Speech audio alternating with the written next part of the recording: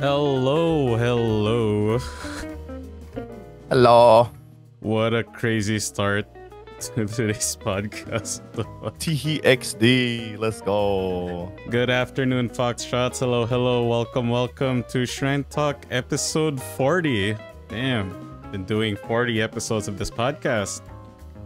So yes, today's guest, of course, is none other than Dippin' Blue. Blue, feel free to say hello.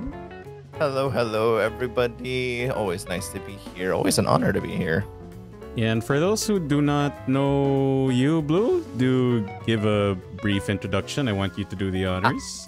Yeah. For everyone who doesn't know, my name is Dippin' Blue. You can call me Blue. I am your cyberpunk VTuber, playing some fighting games all the way from Tekken to Street Fighter 6.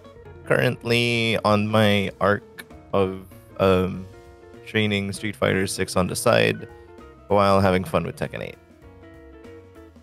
All right.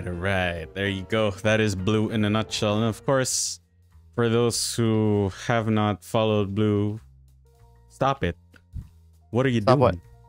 Stop not following Blue and give Blue a follow. That's correct. I like clout. Follow him for some mostly fighting game content and once a month Valorant, wink wink. Mm-hmm. And other cool content if you want some audio file advice or whatever. He's your go-to guy. All things audio, feel free to ask Blue right here. He does it for free / for clout. Wink wink. All yes, right. That's true. So as I mentioned for today's as I mentioned on my tweet, and of course as you can see on the screen, today's podcast topic is microtransactions in Tekken 8 and other fighting games.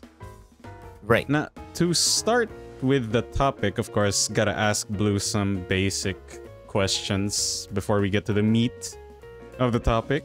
So, Blue, what fighting games have you played, just so that everyone can get a good guesstimate of your little CV, your fighting game CV and stuff? Oh boy, let me just go through my Steam collection. Yeah, go ahead. So, BlazBlue Central Fiction, BlazBlue Cross Tag Battle, DNF Duel, God of Rock, Grand Blue Fantasy vs. Rising, Guilty Gear Strive, Guilty Gear XR Drive 2, Guilty Gear XX Accent Core Plus R, Idol Showdown, Killer Instinct, King of Fighters 2022, King of Fighters 13, King of Fighters 14, King of Fighters 15, Marvel vs. Capcom Infinite, Melty Blood Actress Again Current Code, Melty Blood Type Lumina, Multiverses, Nickelodeon All-Star Brawl, Persona 4 Arena Ultimax, Samurai Showdown, Skullgirl Second Encore, Soul Calibur 6, Street Fighter 6, my fave, Street Fighter 5, Tekken 7, Tekken 8, Tekken 8 playtest. Wait. Tekken 8 playtest. Terror Drone, Ultimate Marvel vs. Capcom 3, Ultra Fight the Kanta 2, and the Under Night in Birth, which is not the new one. That one, yeah. And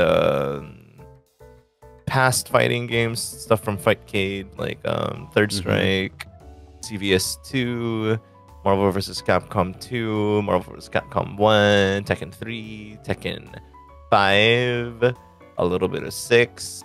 Never played Street Fighter 4. But yeah, I think that's the most I can give out of my pocket. How about you? So basically, a lot of fighting games. You can trust Blue's opinion on the matter. On fighting games.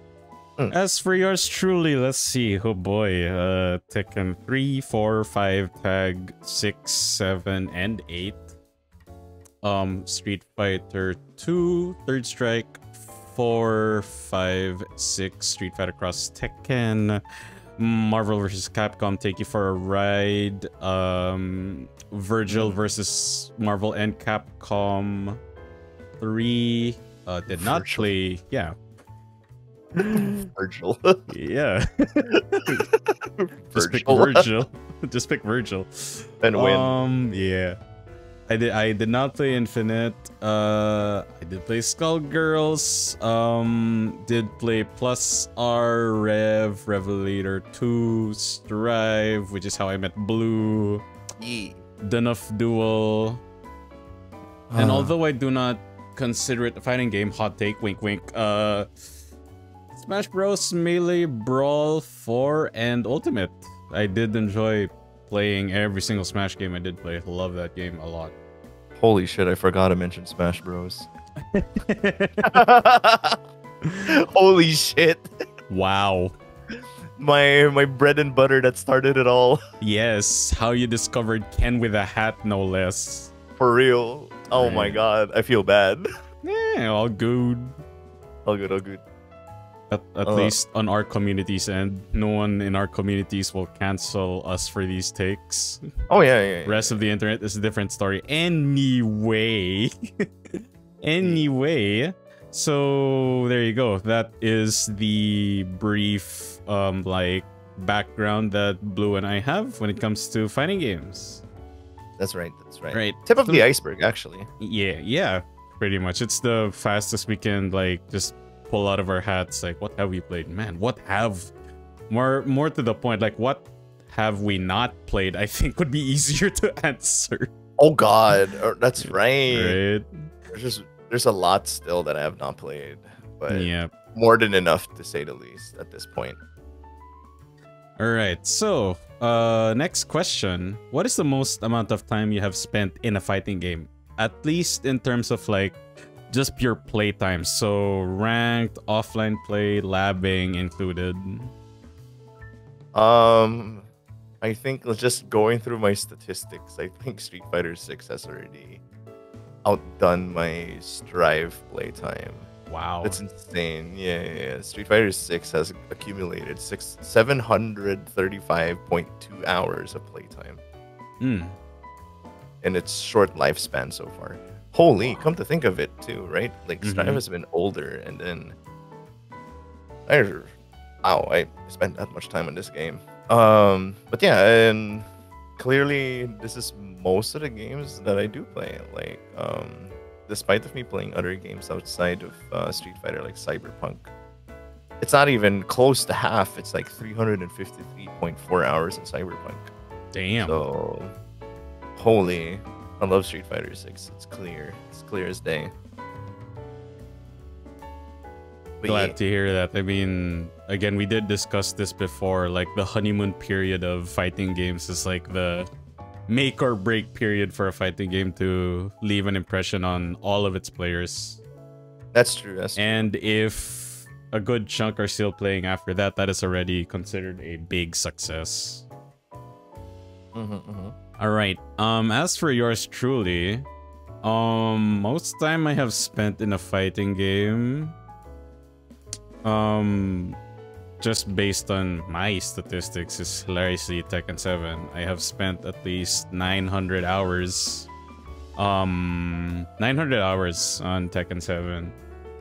And not counting that, of course, if we are counting the latest 900. Yeah, 900. Holy. Yeah, if we are just counting the latest iterations of fighting game franchises, let's see. I have clocked in 253 hours for Strive, and then 200 hours for Street Fighter 6, and 101 hours for Tekken 8. Considering when these games came out, like, that is still a hefty chunk of playtime for all those games. But of course, my main game is Tekken 8, while Blues is mostly 2D and anime fighters. But of course, totally anime fighters are not in my menu anymore like it used to be. Yeah. But of course, we are all fighting game enjoyers here, regardless if you play 2D, anime, platform, pseudo 3D, pure 3D, arena. If you play on a pad, arcade stick, leverless, does not matter. You are welcome in our communities. 100%. Yes. All right. Next question. We are starting to get to the... We're kind of leaning towards the topic now. So, how familiar are you in MTX? Be it in the earliest form or current form. So microtransactions, I believe like MTX has been around for, what I say, nearly a decade. Like when DLC started popping out and stuff like that. A little over 2 decades. Well, a little over a decade actually. A little over a decade, A right? little over a decade. Like, Right. of course, when people say DLC or MTX, people immediately think horse armor from Elder Scrolls. Oh, right. Because Yep. like when I think DLC, I've always thought about, was it Street Fighter 4 or UMVC 3? An argument can be made whether those are expansions or DLCs. Right. Where it was already in the CD, but you Yeah. had to pay to unlock it, which was, scummy at that time. And yeah, we will briefly discuss that on the next question, but yeah. Right. So yeah, very familiar with MTX.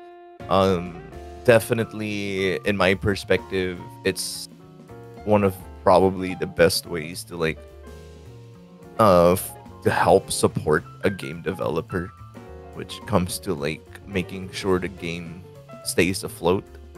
Because like I genuinely understand like the industry is like in crazy need of like monetary, funding. Because like developing a game is not like how it used to be. Definitely not. So like, battle passes, as much as a lot of the controversy surrounds on like, gaming industries are getting a little too, whatchamacallit, a little too hungry for money, a little too greedy. I genuinely believe there is a good reason to why it's working out nowadays. So yeah, I am familiar with its past. I am familiar with its present state. However, like the future is something we would be discussing, I'm sure, right? Yeah, we will. Well, as I did mention earlier, I have been fairly familiar with microtransactions, even in its earliest form when it was still called DLC. But of course, we will tackle the nuance of the word in the next question. But yeah, I have played a lot of games that are both single player and multiplayer, live service, or just, fully released game or fully complete game on release. And yeah, I'm quite familiar with microtransactions. And to be honest, just to give a brief thought on microtransactions, like I believe, contrary to what people will think, I think microtransactions can be good or can be good. Like, contrary to the bad reputation that it has, like I do believe there can be good microtransactions to be made. As long as there are caveats involved and stuff. Yeah. All right. Next question is a very basic question, but it's very important. So, define microtransactions. Because of course, nowadays, like, in terms of post-release content for a game that you can buy, you have DLCs, which are downloadable content, you have expansions, and then you have microtransactions. So, how would you define a microtransaction? So basically, I think my definition of a microtransaction is just simply stuff you can buy in the game with real money. In-game money doesn't count despite of it being a in-game transaction. Yep. However, if you like want to buy cosmetics, you want to buy something to help you expand and enjoy your game, that is a microtransaction as long as it's involving your own real money. That doesn't necessarily mean purchasing the game. This is when you already have the game installed, be it be free or paid. That's what a microtransaction is on my definition, but I think I pretty much nailed what it really means. Oh yeah, the most basic, objectively. the most foundational basic definition of microtransaction is definitely that. I would add more caveats though. Microtransactions for me um does not complete a game. It adds to a game. So to use a metaphor, to let's say you buy a burger, right? A DLC would be the add-ons on the burger, like tomato, lettuce, and whatnot. Those are DLCs. Microtransactions, I would say maybe like an extra drink or side of fries, etc. So upgrade to the size of your drink. Yeah, you went there to buy a burger. Like, not having fries or drink will not make the burger any less delicious, but it will make your experience of eating the burger a lot better. But you can't do without it because your goal was to buy a burger and eat a burger. That's it. So just like in that metaphor, a microtransaction should not complete a game. Like, a game should be able to be enjoyed with or without it. Or sorry, more importantly, without it. And my added caveat is that it should not cost at half or more than half the price of a game. Of the game, rather. Any more than that, I consider it either DLC or expansion. And just to bring something from near memory, think of, say, Phantom Liberty of Cyberpunk, right? If we were to price the game at like $50, $60, the expansion should... the fair price of the expansion would be about $25, $30, which is around half the price of the game. And considering the size of that expansion, I think that is definitely worth it and fair to price it at that. I felt like it was a little too cheap too. Yeah, same. Yeah, like when I went through Phantom Liberty, and I'm thinking of doing another gameplay in addition to my current save file, because there's still a lot more undiscovered things that are just put into the game. Heck, they even added like quite recently I discovered that they added this quest path that is completely hidden, that's related to like those cryptic statues, the one with the HTML code in it. It's insane. So like, clearly this expansion, like what you said, you can still play Cyberpunk based game without having to play the DLC and still have fun. Like, say for example, my girlfriend has been having fun with Cyberpunk using Steam family account. She has not even touched the DLC and she's still having a blast. So yeah. So yeah, like, just to paint the picture for everyone in chat, like, yeah, that is basically our understanding of microtransactions. So TLDR, it should not cost half or more than half the price of a game. The game, it does not complete the game. And well, yeah, those are like the two main like requirements for something to be considered micro transaction. I mean, that's the micro part of the transaction, right? It should not be painful for your wallet, and the game should not feel complete when you buy it. Like, it should feel complete without it. Like, it's literally an extra. That's true. Yep. So, next question. Do you remember your first microtransaction interaction? Like, be it buying one or just seeing one for the first time, and what were your thoughts? Wait. I never thought about this question, but like, I think the vaguest memory I ever had of my very first microtransaction was in Warframe. Warframe? Okay. Yeah. Like, I thought to myself, like, when these free-to-play games came out, right? Like League, League, Warframe, and then I was like, man, grinding in this game was just way too hard for me. And there was a particular frame that I wanted, which was Nidus, and ended up being my main. When farming was getting a little too hard, and then all my other Warframe friendos were like, yeah, it's really hard to farm this particular guy. So a lot of the community says it'd just be better off if you actually just buy it off as a microtransaction. I was like, really? Oh. So I kind of got hook, line, and sinker from there. Mhm. At that point, I ended up spending almost, I'd say,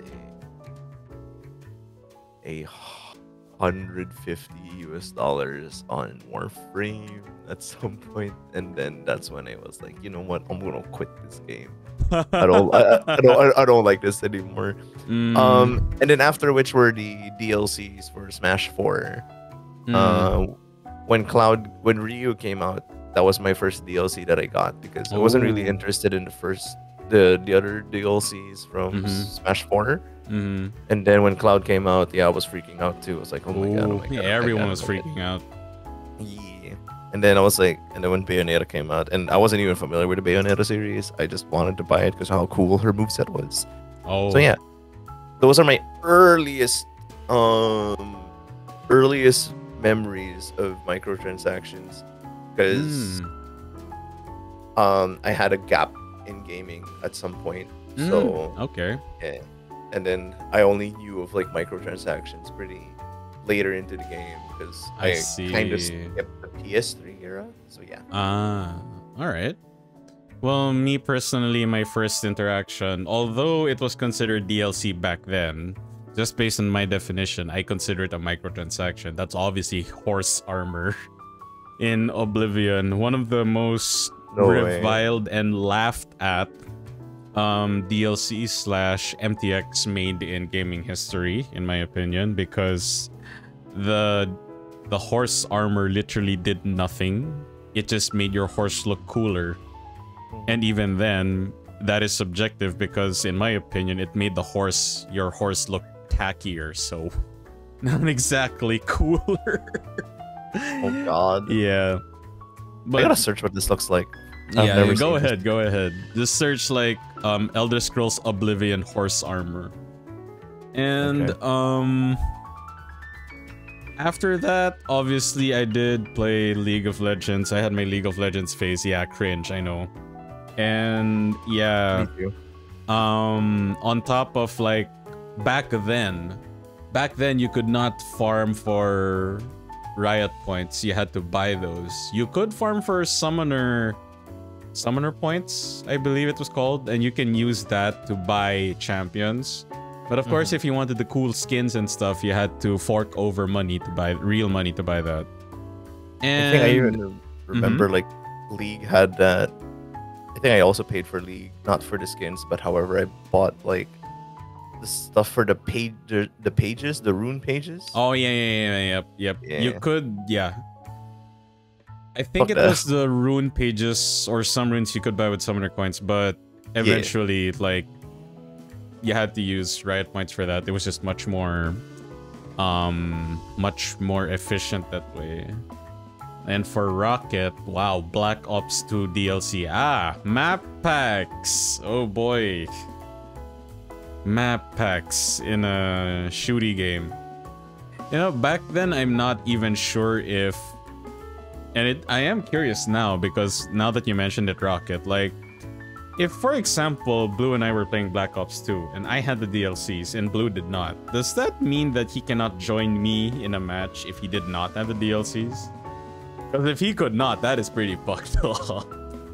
Because Mario Kart does that, right? If your friend has a particular No, yeah, of map. course, because that is like a matchmaking nightmare. Because imagine if, like, not many people are willing to fork over money for extra maps for a game to play on, right? He could not join, he would get kicked out. Wow, what the fuck? That's fucked up. Oh my god, I didn't know. What the fuck? My god, the rare times I would say base Nintendo W. Oh my god. As long as your friend had Coconut Mall, you can play on them. With them. Yeah, you can Coconut Mall with them even if you did not have it. Wow, that sucks. What the fuck? Damn. Don't have the DLC. Get out. Get out. God, that sucks. Oh my god. All right. And of course, over the course of my gaming years, I have encountered so many microtransactions, be it cosmetics, like extra costumes for characters in fighting games, shooty games, even some single-player games. at this point, even if the pricing is outrageous, I still consider microtransactions in gacha games to be, yeah, micro. Because, oh yeah, I mean, again, just based on my definition, it does break one rule where it should not cost more than half or half the price of a game. But I mean, most gacha games are free anyway, and at least most gacha games, you can play it free to play. Like, you do not have to fork over for the really strong characters / weapons and whatnot. Like, of course, you are encouraged to do so, but I have not experienced a real, like, buy to win or pay to win kind of situation with a gacha game. There are caveats, of course. I mean, I have played Genshin Impact. There are some characters there that are busted. That, yeah, community will say it is buy to win, but you can still get by without it. So, just by a hair, like, yeah, they are. I consider them microtransactions. All right. All right. We are on the last question for part 1 before we go for our intermission, and I will entertain questions and thoughts from chat, of course, and I have a little surprise for Blue. Yeah. So, generally, Blue already shared his first impressions on his first interaction with microtransactions, and yeah, that's Warframe. And I do have a friend who is a Warframe addict, and to this day, he still refuses to tell me how much money he has spent in Warframe. Get out of there while you can. The thing is, like, he is a victim of the sunk cost fallacy. Like, I already spent X. I cannot my god. I cannot not spend, be it time or money, because that would be a waste. And I'm just like, that's how they trap you. That's how they trap you. But oh well. Me personally, like I said, when done right, hilariously enough, when done right, people rarely talk about microtransactions. Very rarely. When done wrong, oh boy, is the community going to dogpile on that shit and make sure everyone knows how shitty of a microtransaction it is. Which is, of course, one of the main cruxes of the topic for today's podcast, which is, of course, microtransactions in Tekken 8 and other fighting games. Now, same here for Apex. Oh my god. I still hate the fact, again, I have brief tangent, but it is on topic. I still cannot fathom, well, it's EA, so, but I still cannot fathom how EA thought it's fair that the pity for an heirloom is 300 loot boxes. 300! If you want to be guaranteed an heirloom, you need 300 loot boxes. Like, bro, what? What the flying fuck is that shit? Wasn't that the thing that Rocket did in his stream back then? Did he open 300 boxes just to get an heirloom? I think he did. Yeah, he pulled all of those loot boxes for a loot box opening stream. All right, so currently we are in our intermission, and as although not on topic, I will still entertain it. So Liam asked, "What do you feel about Tekken 8 in ranked?" I mean, it's good. I have played ranked compared to other fighting games. I have played the most amount of time ranked in Tekken, so I have been royally spoiled by Tekken's ranking system because it is very, I would say, very forgiving. And this is one of the main complaints me and Blue have had for Street Fighter 6. For example, let's say to move to the next rank, you need 1,000 points.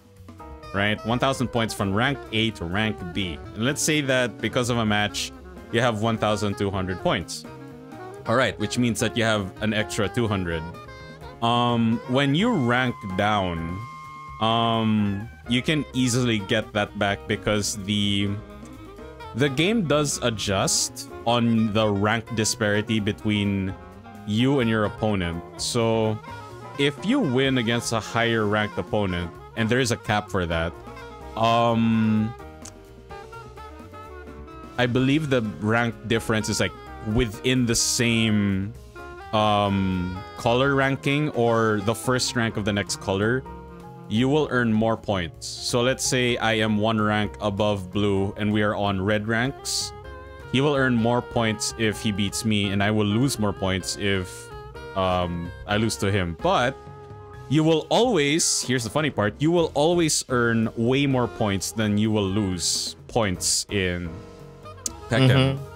And let's say for some reason, because of matchmaking fuck-ups, blue is up against, say, ruler ranks, and he is on the first level of red ranks. He will win very little, but he will lose almost nothing. Like, he may as well have lost nothing. Just to really compensate for the, you know, matchmaking slip-ups. Like, it does happen. Matchmaking in multiplayer games is never perfect. Even with, brace yourself for it, skill-based matchmaking in games, it is still not perfect. Sometimes you get paired, sometimes you get paired with esports Red Bull addict competitors. Sometimes you get paired with Johnny mash buttons. And yeah, there are rare occasions where, oh, this fight is fair. Like, okay, cool. But generally, yeah, for my experience with Tekken 8 so far has been really good. I have no complaints with ranked in terms of like points, ranking up, ranking down. Of course, my only complaint is the fucking rage quitters and those who just, you know, pick their router. Yeah, one and dones. I am a bit I examine them with a fine-tooth comb. Like, if they get if they key charge, they are very toxic and they are clearly on my level, and they one and done, I'm just like, bruh. But if it is a situation where, oh yeah, this person is not like on the rank that they are supposed to be, and I just like 3-0'd them on one set, I totally understand if they one and done, because clearly, like in that situation, clearly, like they already know that the next match is not gonna be different, so they may as well just like take the L and try luck in their next opponent.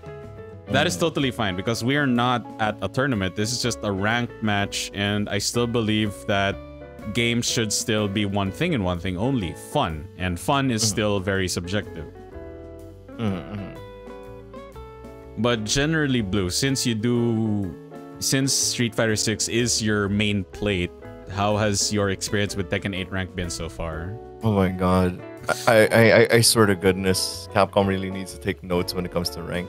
Because I think out of all of the fighting games so far, I think Tekken does it perfectly to some degree. You know, it feels very fair to, you know, whenever you're in a really bad losing streak, it feels fair that you lost your rank, you know. Street Fighter on the other hand, oh boy, not good. Especially, like, you know, Tekken gives you a little bit of leeway room when it comes to like disconnections and shit like that. But I think the strictness of like Street Fighter 6 is a little much, because again, I had to go through ranked yellow carded rank. Funnily enough, I got master rank through that. But when I got rid of my, you know, eventually when I got rid of the experience of being yellow carded and ranking in yellow card. Oh yeah, I remember that week. You were bummed out. AF, you were bummed out. Yeah, like I had to deal with people who are yellow carded. So terrible connection, rage quitters and shit like that. So I'm like, man, this is the most not fun experience that I've ever had in a fighting game. And this is my main game too, because like man, I shouldn't be fighting these peeps, you know, because like the reasons to why I got yellow carded was because of, you know, my bad internet during that time, and I just wanted to play. So, and the mere fact like the whole customer service was not helping me out. The problem was just absolutely mind blowing. But anyway, Tekken 8 rank though, pretty good. It feels genuinely rewarding.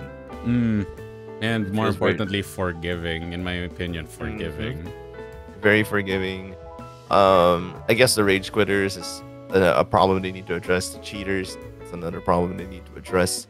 Smurfing, actually, I think that's another problem that needs to be addressed. Because yesterday I did encounter like a green rank Jin who was clearly not there, so who's clearly not supposed to be there, and I'm like, wow, this I'm genuinely surprised that there could be such a thing as smurfing, because I even bumped into what rank was that?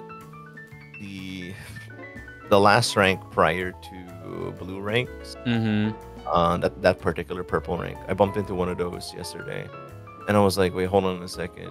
This man is not playing up to par with most purple rank peoples that I've played with, because if anything, that purple ranker felt like he was from green. And when I was like, maybe he's just downloading me for the first game. He'll probably beat me in the second 2 games. I was like, wait, hold on a second. In the second game, he's still doing the same shit. I was like, so I guess like my only caveat that I want to bring out about like Tekken 8 rank is like there could be some sussy players for sure. True. There are.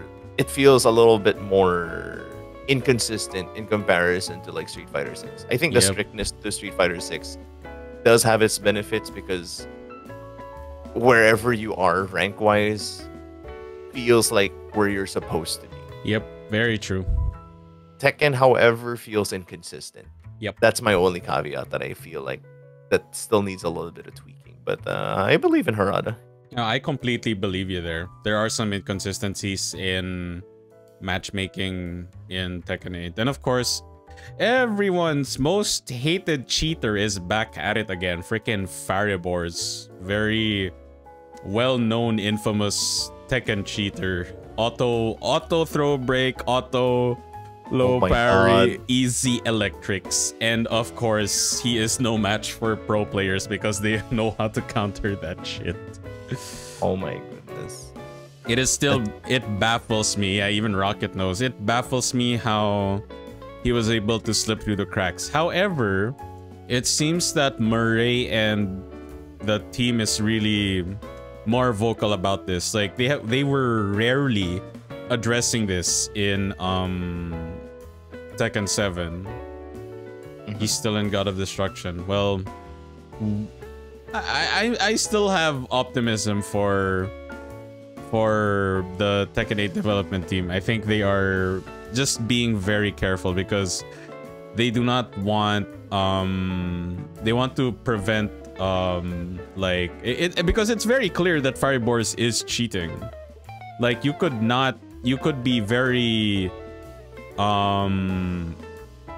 you could not know anything about cheating in general or Tekken in general, but even you can tell that Fireborz is cheating. I'm pretty sure, and again, this is just a guesstimate or an assumption.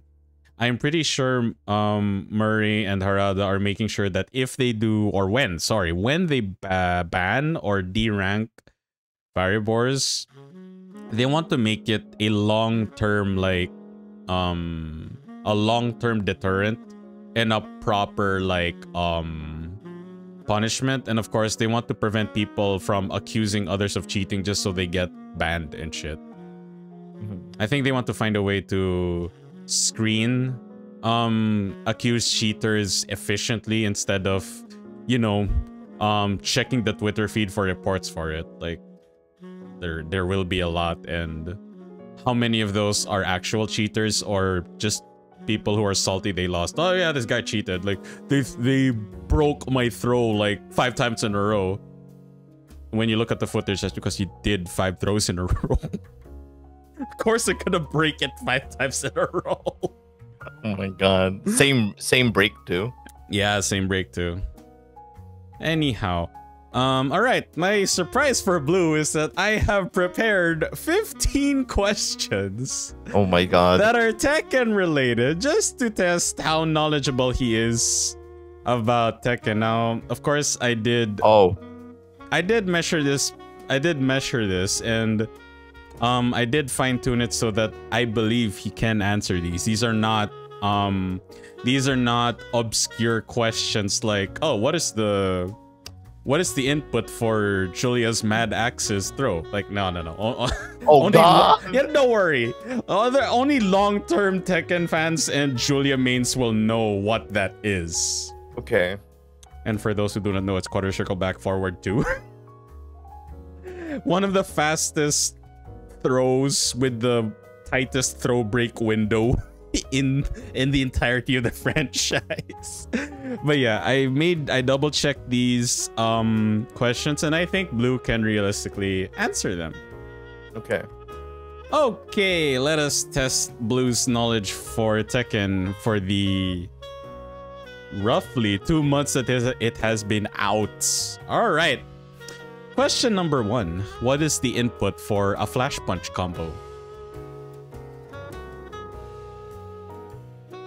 Flash punch? Wait, yeah. What's a flash punch? Okay. I'll give you a hint. Flash punch is the most basic, like, 10 frame or jab check that Mishimas use. You have definitely seen Miko use this a lot. You mean forward 2? Is that flash punch? No. Okay, I'll give you another chance. Come on. Is it a 1-1-2? There you go. Okay. All right, there you go. All right. Cool. Awesome. Okay, so Blue got that. That's 1 point. 1-1-2. Yay. Yes.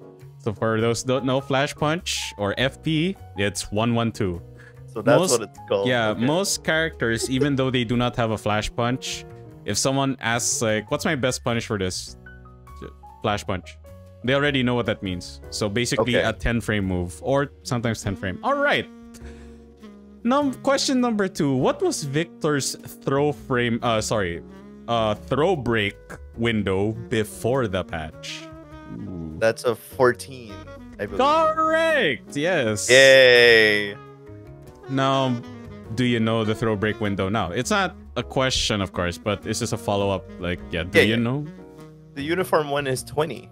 Bingo. So, if we're using the standard of 60 frames, basically, back then, you had a quarter of a second to break the throw, but now you have a third. That is a lot. You have a third of a second to break the throw, whereas before, you only had a quarter of a second to react. So, yeah. Right. Okay. A very, very big fix/nerf. All right. What can beat a heat engage/heat smash? A grab. Okay, a grab. What else? A power crush. Nope. That loses to. No, you cannot. Nope. Oh shit! Heat smash. Yeah, heat smash. So what can beat a heat smash? So a grab. Correct. Definitely a grab. Not the rage art. That is completely out of the question. That's a timing thing. Nope. Nope, definitely not. There are 3 things that generally can beat a heat engage and a heat smash. Oh, 3? Okay. Grab. A sidestep?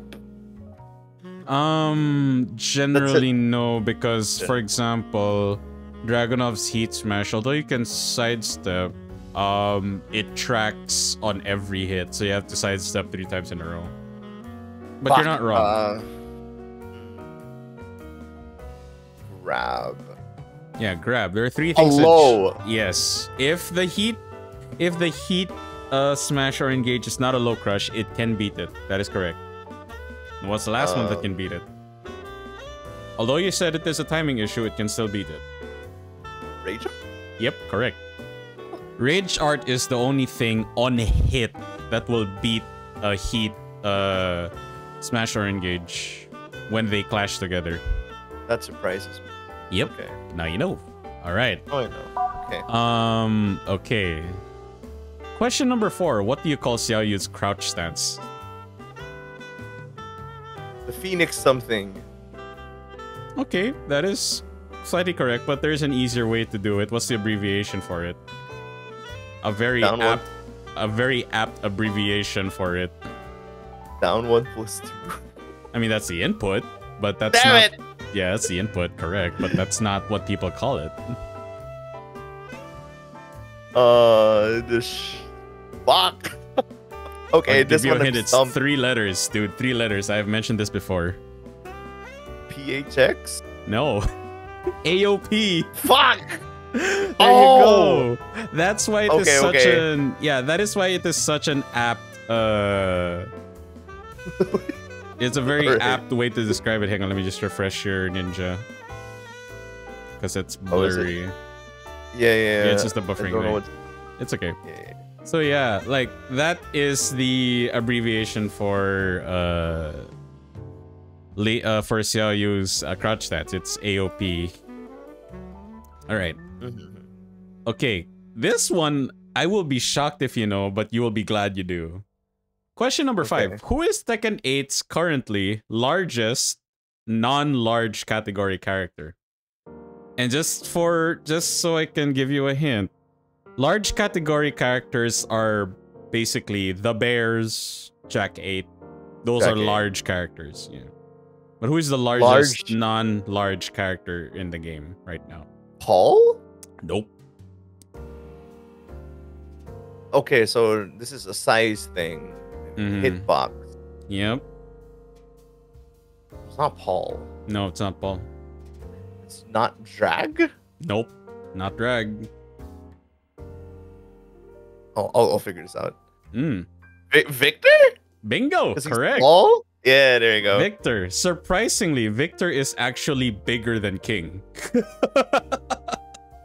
Yes. Oh, what? Yes, okay. Victor is larger than King because a few days ago, someone was labbing a combo and some parts of it is very lenient towards Victor, and that there's only one plausible conclusion, and it's because Victor's hitbox is larger than King because he tried it on King and some parts required micro dashes, perfect inputs, and whatnot. But for Victor, no, it was fairly easier to do against Victor because he's just bigger than King.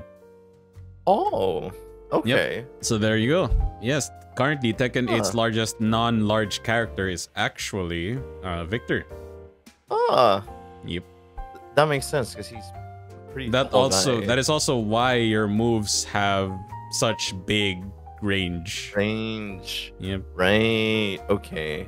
All right. Oh, next. he's a large character with long legs and not stubby legs too. Yes, but he is categorized as a non-large character because bear combos will not work on him. Bear or Jack combos will not work on him. All right. Next question. What is King's giant swing throw break?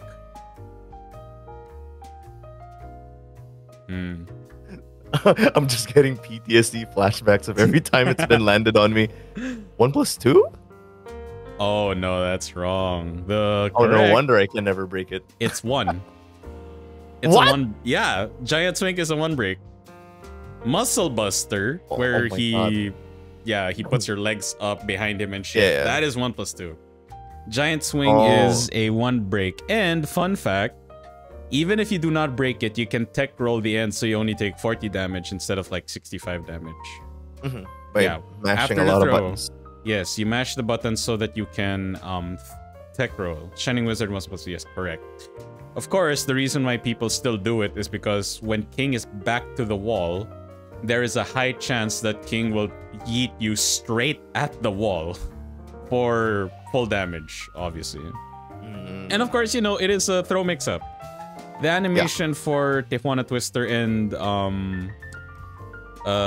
Giant Swing is literally the same. They look like 1 plus 2 breaks, but they're actually 1 or 2 breaks. All right. Oh my god, I hate that. All right. Yep, that is King as a grappler. All right, next.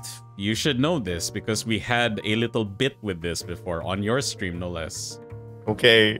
How many wall hits does it take to break the wall in Lee's mansion? 2. 2, correct. Yes.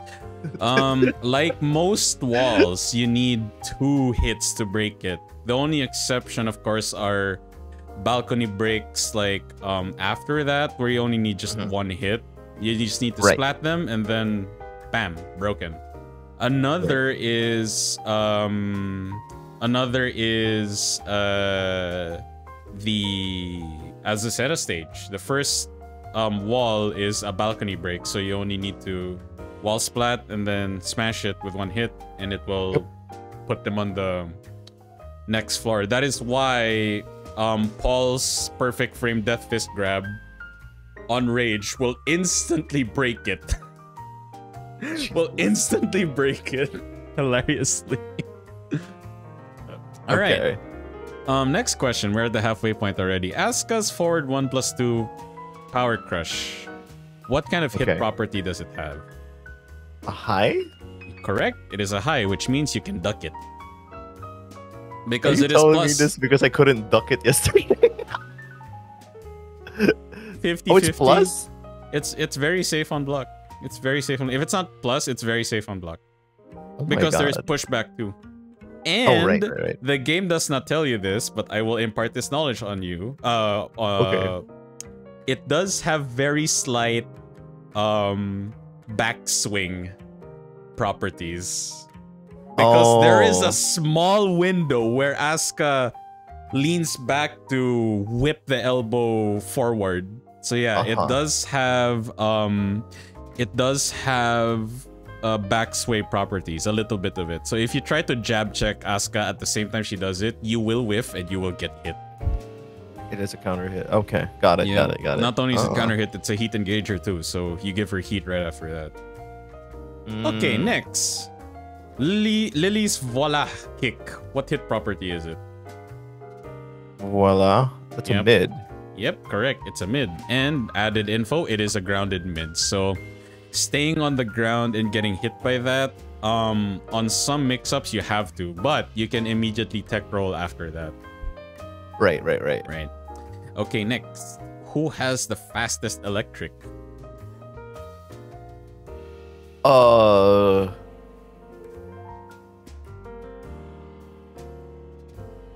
It's not Reina.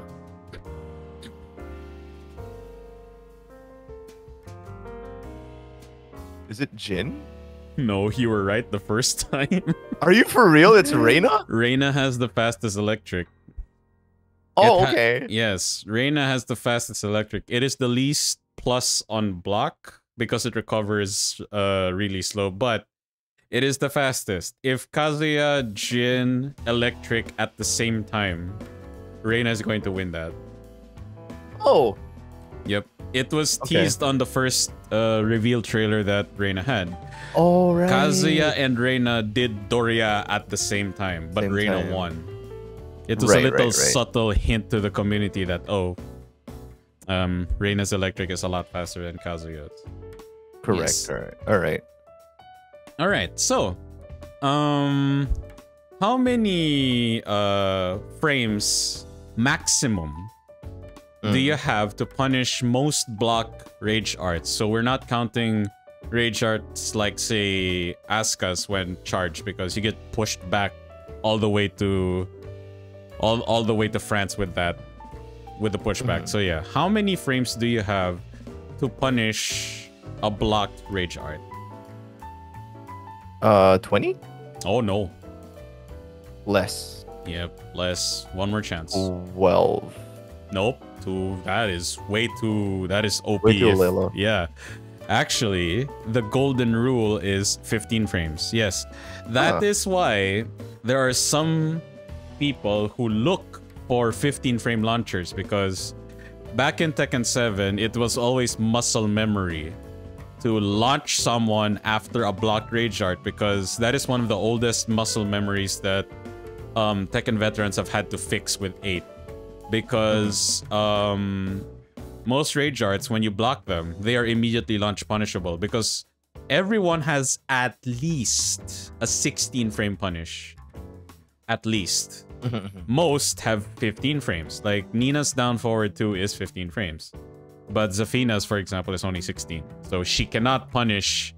She cannot launch punish a blocked Rage Art, unfortunately. Okay.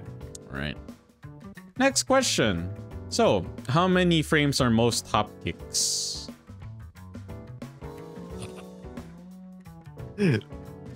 15? Bingo, yes. Most hop kicks are 15 frames.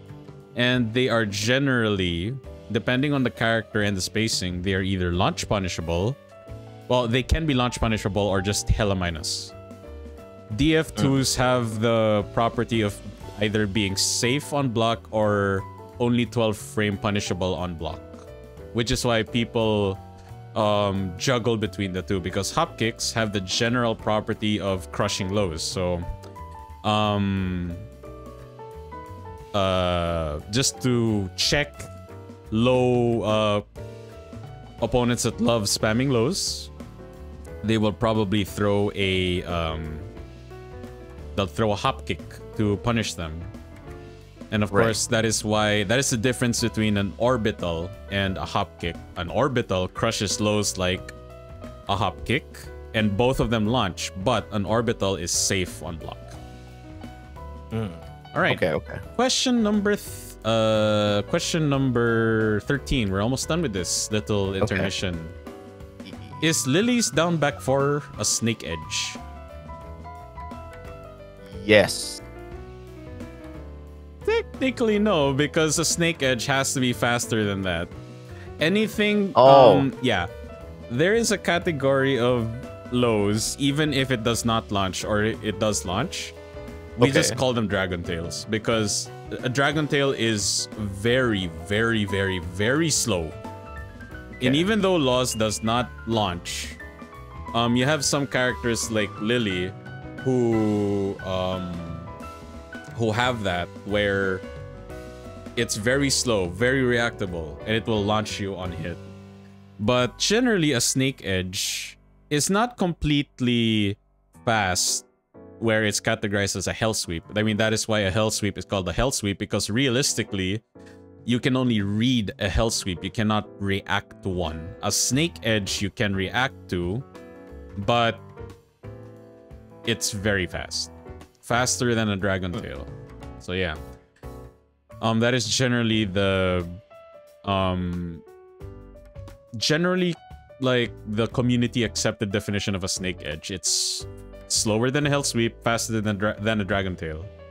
Okay. So you can react to it, but it's tight. Alright. Okay, question number 14. Can Sabakis or parries work on airborne attacks? No?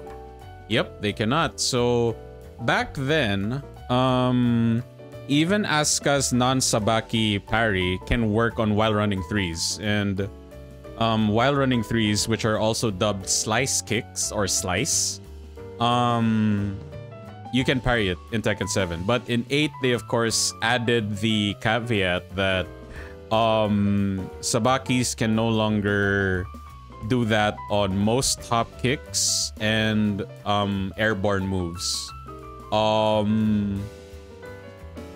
The reason why that is because they added the fact that you cannot chicken anymore. And for those who do not know what a chicken is, a chicken is an input you can do to counter an attack reversal. So, for example, you have fought Science Dragunov before, right? And you know that Dragunov has an attack reversal. Yeah. Yeah. For example, let's say you poke them with 2 or 4, which is basically your right punch or your right kick.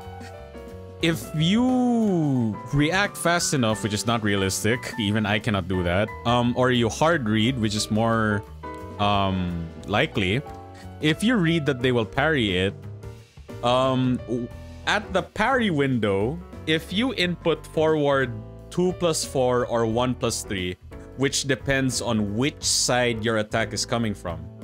So, this means that if your attack is coming from your character's left, or your character's attack is coming from your character's right, you input forward 2+4 or 1+3 to reverse the attack reversal. So it's basically a reverse Uno card. Oh, okay. And basically, not only do you prevent the damage being dealt to you, but you deal a little bit of damage towards the opponent. Okay. Yep, that's what a chicken is. And for some reason, it does not work. They basically removed that from the game. But I guess it is a fair trade because now airborne attacks do not work on Sabaki. So I think that's fair. Sounds fair. All right. Yep. Last question. Other than throws and heat smash, and of course rage arts, what do power crushes lose to? Oh, there's another one? Yep. Other than throws and heat smash. There's something that obviously rage art beats everything, but what else can a power crush lose to? Unblockable? That is a given, but okay. Realistically not gonna happen because the power crush will hit the unblockable before it even finishes.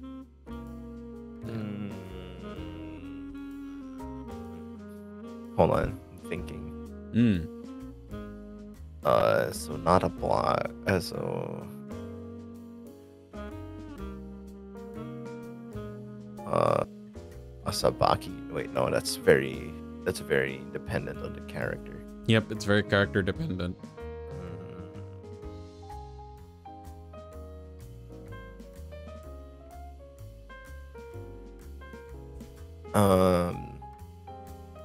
Hit. So not grabs. Yep. Another power crush? Situational, but okay. Yeah, situational. The power crush can absorb the first power crush and you will lose to that, but not necessarily beating it. Right. Fuck. Okay, I give up. Oh. Hello! You lost to this the other day Again? against Cyan. Hello! Right. Yep. Lows beat power crushes. That is why a lot of people look for fast lows that they can do just to check their opponent if they're power crushing. Yeah, if they throw out the power crush during a block string, you know, to stop the offensive. Yep. Right. Okay. Alright, so out of the 15 questions, let's see, Blue got... I got a B. Wow, you got 10 of them correct. That's not bad. Yay, let's go. It's I actually passed. pretty good. So the things that Blue did not know are actually very Tekken niche stuff. Like, most people only know that Xiaoyu's stance is called AOP. King's Giant Swing Throw Break is 1 frame. Sorry, not 1 frame. 1 input. Fastest Electric is Reina's. Lily's down back 4 is not really a Snake Edge. And of course, the last one is Lows can beat power crushes. Right. You you felt this when I gave Cyan the suggestion to soccer kick you to death, and you tried to power crush it. That was. Yep, that's a low. That was it. Okay, got it. Yep. All right, not bad. All right, we're now moving on to part 2 of the topic, and this is really where the meat comes in. So, no surprise to anyone really, but MTX has a very bad rep nowadays. Why do you think that is? I think it's just that, you know, the concept of greed. And nowadays, like, you know, a lot of other gaming companies have like really found a way to like really push the agenda. Like most of the time, MTXs from back in the day, I think they were just a little too scummy, right? Yeah. It's either you want to give an example? Good example, like some pay to win examples. I believe like pay to win examples is a good one. Like I don't exactly remember some games that does a pay to winscape, but can you give me an example that's on the top of your head? Because like I'm trying to remember. A really crappy microtransaction. A really crappy microtransaction, man. I would say okay. This is a bit niche, but this is different. This definitely rubbed me the wrong way. Street Fighter Cross Tekken. Oh yeah, there you go. The gems that you could get, some of them were really busted. Like one of the gems that everyone got, was a throw break gem, and it was on cooldown. It's not like you were locked to throw breaking only once per round or once per match. Like, no, the gem basically broke throws for you on I think it was 20 or 30-second cooldown. And Street Fighter Cross Tekken runs under Street Fighter rules, so a 99-second round. So, realistically, you can throw break thrice without pressing a button. Right. And if you did not grind for it, well, you could just fork over money for it, which really sucked. Right. Oh boy. Trying to remember other crap like MTX schemes that were just absolutely atrocious. I think probably like the earliest examples were definitely like the DLCs already being in the CD and you have to pay for it. Right? I think it's just the stigma that really keeps people saying like, oh, MTX bad. Yeah. Oh no, I have to pay for my game. And probably the other factor that has to be accounted to. Yep. Has to be, what's the word I'm looking for? You already paid for the game. Mindset, right? Yep. Like, why am I supposed to pay for more when I already have the game? When I already paid like ungodly amounts of money to the game. So I'm guessing that's why it's always like put into a bag stigma, especially if it's a paid game. Another one, Rocket does have a good point, but this is very common. Like one of the most common points why people hate it. When microtransactions give you an edge over your opponent, that is very, very, that is a line that a lot of companies are trying to avoid and skirt hilariously. Like, they want to get there, but not exactly get there to entice people to buy it. To give an example, and not many people know this, there was one Rainbow Six Siege Pro team. There was one season where a camo, yes, a camo skin for every operator in the game, which cost about $30, by the way. Ouch. Basically gave them a tactical advantage, even if it was just a cosmetic, because they just blended well with just about every map. The esports team was willing to buy that bundle for every single player on their team. And obviously, Ubisoft Rare W made it so that people are stuck with default skins during pro tournaments. So yeah. Another one, yes, correct. I remember this when I used to play Modern Warfare 2019. The Rose skin in Warzone was two-tone dark purple and black. Now the thing is, hilariously, you'd think, oh, that means it's visible, right? No. If it was pure dark purple or pure black, that is actually like fairly easy to spot. It's a little bit of visual magic and, you know, eye information doo-doo when it comes to our brains and shit. But because it was dark purple and black, it actually hid the character really well. And because the character is female, she is very slim and very lean compared to other operators in the game. So yeah, like, not exactly good. Right. And of course, sticking with the topic of fighting games, my favorite one, Coward Estate in Tekken 7. Oh boy. Yes, Coward Estate. There is a reason why Howard Estate was also dubbed Coward Estate, because if you wanted to win with any character, pick that stage.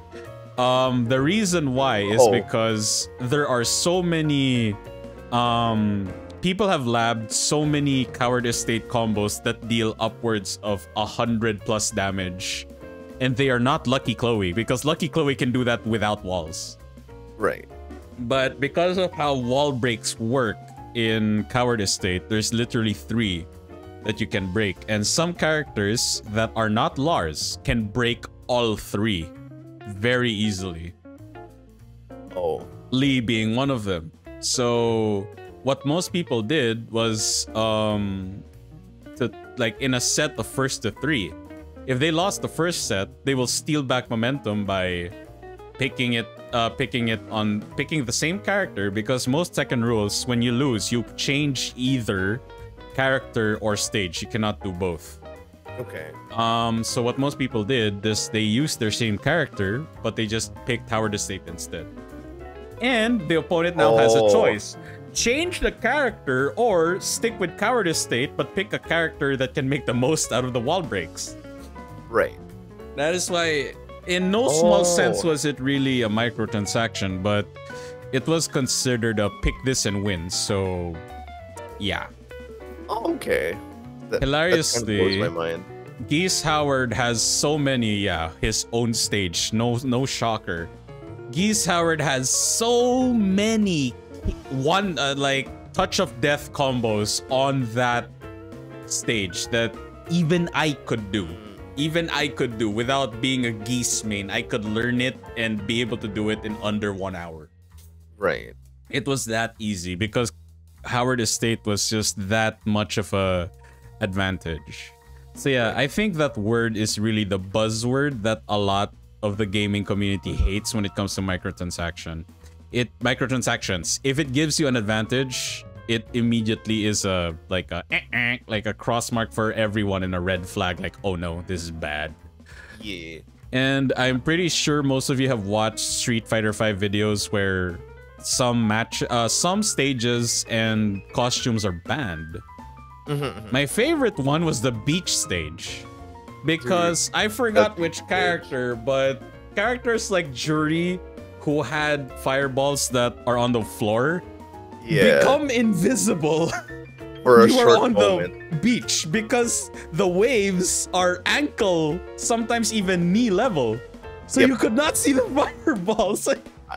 I remember how ungodly disorienting that was, because like I've been so like I remember touching that stage by accident too. Quite honestly, when I bumped into that stage, it felt very disorienting. Yes. And then I avoided the right side of that stage completely. It's crazy. Yeah, it is straight up a big disadvantage for anyone who is fighting against fireball characters that are on the floor. It was just a bad matchup immediately. All right, like me personally, on top of that, see, the first word in a microtransaction is micro. So you look at, say, Baldur's Gate 3. Now, with some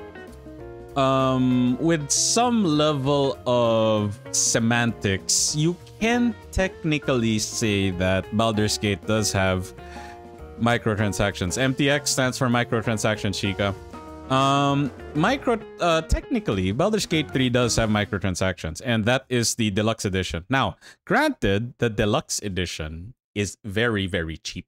Like, it is a minuscule fraction of the price of the game, and it does not really give you an advantage because they are purely cosmetic. You get a cape, a musical instrument, some food, and again, single player experience. So the only one who wins or loses is you, the player. And with how Baldur's Gate 3 works, you can really do without it. But hey, if you want the cool cosmetics, go ahead. Take it.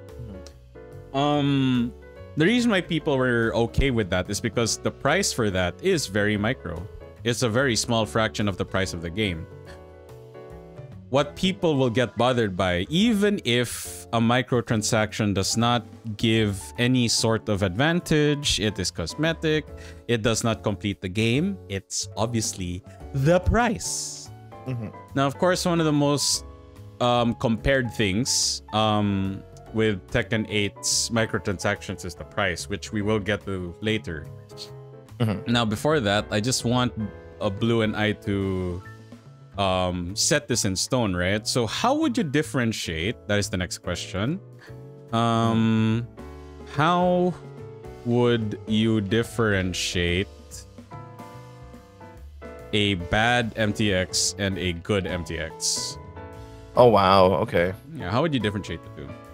It's kind of cool to discuss this because like there are extremes of it, right? Like case in point, the whole pay to win scenario, right? That's already instant bad, right? Yep. But there's also like just atrociously bad ones, like say for example, Costume 3 in Street Fighter 6, because the pricing just absolutely does not make sense, right? Yeah. It's very I'll straight up say it, and this is why I am not a Capcom partner creator. It's manipulative. I'll say it straight. The pricing of it is very manipulative. It is. It's so. I guess there's just that one sweet spot wherein what makes a good MTX is obviously it's reasonable, right? Like you can reasonably purchase it with a reasonable amount of cash. Yep. And two, you know, if it's just nice enough to just kind of put a smile on your face, I guess. Like, say for example, your microtransaction, it has to feel like how much it's worth, right? Yeah. Because like a costume in Street Fighter 6, the costume 3, that did not feel like it was worth it, right? Yeah. And since we're gonna discuss this later, I might as well put a tidbit to it. For like Tekken 8, the I will always call it in my head the tokens. Tokens. Okay. Yeah. The Missed token. opportunity. Hire this man. So big missed opportunity. It has to be tokens. Yeah. I genuinely think like the pricing just generally makes sense for the tokens, right? Yeah. It's just trying to find that really good midpoint that it's just worth your money. If it's cosmetics, it has to be cheap, right? Yep. If it's cosmetics, it has to be cheap. Sometimes I even feel like Valorant skins are a little too expensive, but then again, it is I a free agree. game. Yeah. But you know, it's a free game. I can't really complain too much because like I'm. No, I mean you like, can I'm buying the complain, game. but there is a fair argument when someone says it's free to play though. True. Very true. But unlike Tekken, right? You already bought the game. Yeah. I might as well get a cosmetic item that's just cheap enough to make me feel like, yeah, it's a cosmetic item. This is how much I expect it to be because it doesn't really do anything to my gameplay except put a smile on my face, you know? So yeah, that's for me, that's what a good MTX is. It has to feel like it's worth it because sometimes there are just microtransactions out there that just doesn't feel exactly worth it. It's plain simple. Yep. Well, for me, the difference between a bad and good microtransactions, I'll just put this in 3 points. Number one is the price to value ratio. Yes. Yes, now that is very important for me. Like, oh, okay, this costume is really, really good. How much is it? If the price can justify the value, then okay, I consider it a good microtransaction.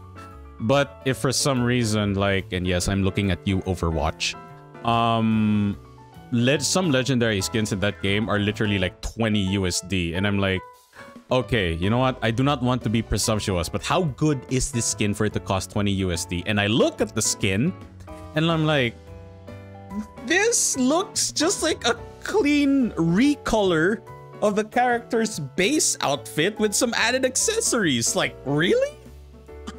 Like, what the fuck is that? Exactly. Right? Like, there are some micro transactions there that do not have a micro price, but the value for it is actually not bad. And yeah, now that Mad brought it up, some League skins or even Valorant skins are really expensive. But then you look at the value that they bring, like the sound effects, the visual effects, it is, in some cases, it's very preferential, but the cost can, like, yeah, I can see why it costs 20-25 USD for a virtual AK or knife, which sometimes costs 40 USD even. Right. But there are some cases where this costs 30, 40 USD. It's dog shit. Like, man, what the fuck? Yeah. And even League of Legends is victim to some of that, right? There are some legendary tier cosmetics in that game that are priced really expensive.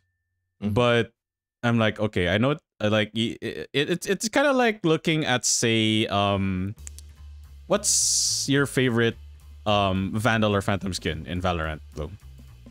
Oh, I still don't have it.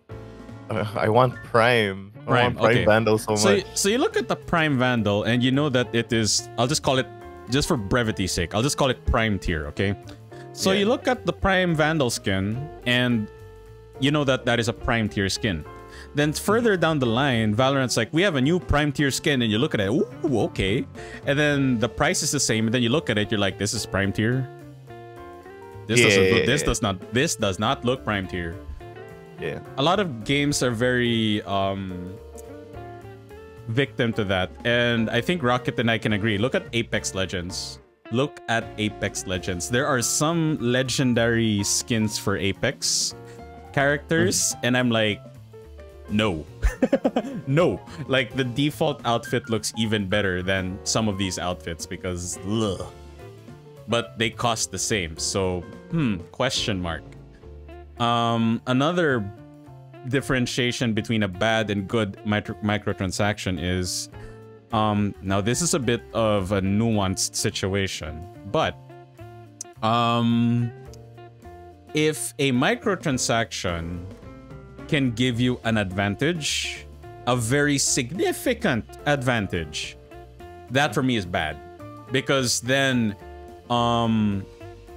you are not given a choice to not get it, especially in a competitive game like a fighting game, right? Yeah.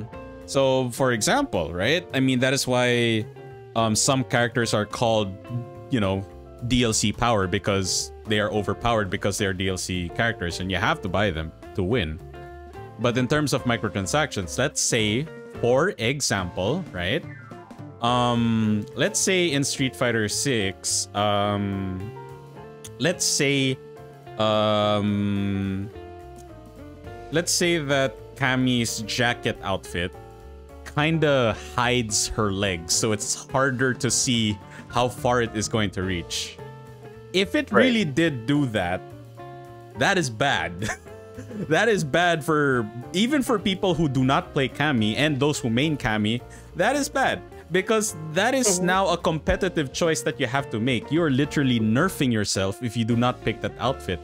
Even if you like that outfit, even if you do not like that outfit, if wearing outfit 3 for Cammy gives you an advantage, hell yeah, you are going to take that chance, right? Yeah. Because again, this is why I do not take, say, character choice in big events like EVO as a sign of what character is strong or whatever. No. I really just take that as to what characters are the literally pick to win characters. Because again, the difference between, say, I'm not going to mention any names, I'm not going to do whatever, but for example, even if the general Street Fighter 6 community knows for a fact that Jamie is a really strong character, and on Capcom Cup, no one picked Jamie, that does not mean Jamie sucks. Remember, there is $1 million on the line. Realistically, no one is going to work hard extra hard for $1 million. It is already difficult to play Street Fighter 6. You are up against people who have been training or traded their 9 to 5 to play Street Fighter 6. If you are not training, someone else is. And that is already a tall mountain to climb. You are not going to give yourself ankle weights by picking a character that is player skill heavy unless you are really, really good. And Jamie is one of them. Yes. The thing is, does not mean Jamie cannot win Capcom Cup. I personally think anyone in the roster can win Capcom Cup with $1 million on the line. The question is really, is there anyone in this tournament that has the mental fortitude to risk $1 million to play a character they genuinely want to play? And the complete opposite applies. You look at EVO Japan 2-3 years ago when Leroy came out. Top 8. Only one of them was not a Julia main. And he got like what? Second or third? He was the only Julia player and he got second or third. If he picked Leroy, I bet you he would have won. I bet you he would have won. And Book said it best at the end of that tournament. Just pick Leroy. It's not even about the other characters being equally strong or Leroy being busted. No. Money is on the line. Money is on the line. Those are big stakes. So obviously, people are going to pick the most viable character with the least amount of effort required. It's less mentally and physically taxing to pick Leroy in his release state to win a tournament. It's that simple. Right. And you cannot blame the players for doing that. It is literally either their jobs or their livelihood or, you know, money. Money. Exactly. Money. If you want someone to blame, blame Bamco. Or in the terms of Street Fighter 6, blame Capcom. As to why there were so many just Ken and Luke players. Yep. Blame Capcom for that. You want to see more people pick the underpicked characters like Manon, Jamie, Lily. Yeah. Blanca. Wait, no, Blanca was made it. Tell that to Capcom. Tell that to Capcom. Because you look at high level players of these characters that never or rarely got picked in Capcom. They have beaten high level like Kens and Lukes. Yet they were not present in Capcom Pro Tour. It's a different level. That is why whenever I see pick rates or character appearances or choices for big tournaments like that, I really do not take it as a sign of, yeah, these characters are too weak or too strong. Nope. It's really just about there's this much money on the line. People will make sure that they do not have to exert the most amount of effort to win. It is that simple. Right. And that is with all due respect, by the way. I am not criticizing anyone who wins, for example, Tekken 8 World Tour with, off the top of my head, like Jin, Dragunov, Xiao Yu. No, props to you. Money is on the line. Of course, you are going to make it as easy as possible. Right. Because you look at it in a very subjective way. Even someone who picks someone like, say, Asuka. You know, hashtag buff Asuka has been trending for a couple of weeks now. Right. Technically, you are making it easier to win the tournament with Asuka by training your ass every day as much as you can. You are making it easier. Now, picking Jun instead will also make it easier and you save so much time. Exactly. It's really up to you, like, what are you comfortable with? If you are comfortable with just character switching, okay, cool. Awesome. I understand. Money is on the line. Gotta do it. Fair.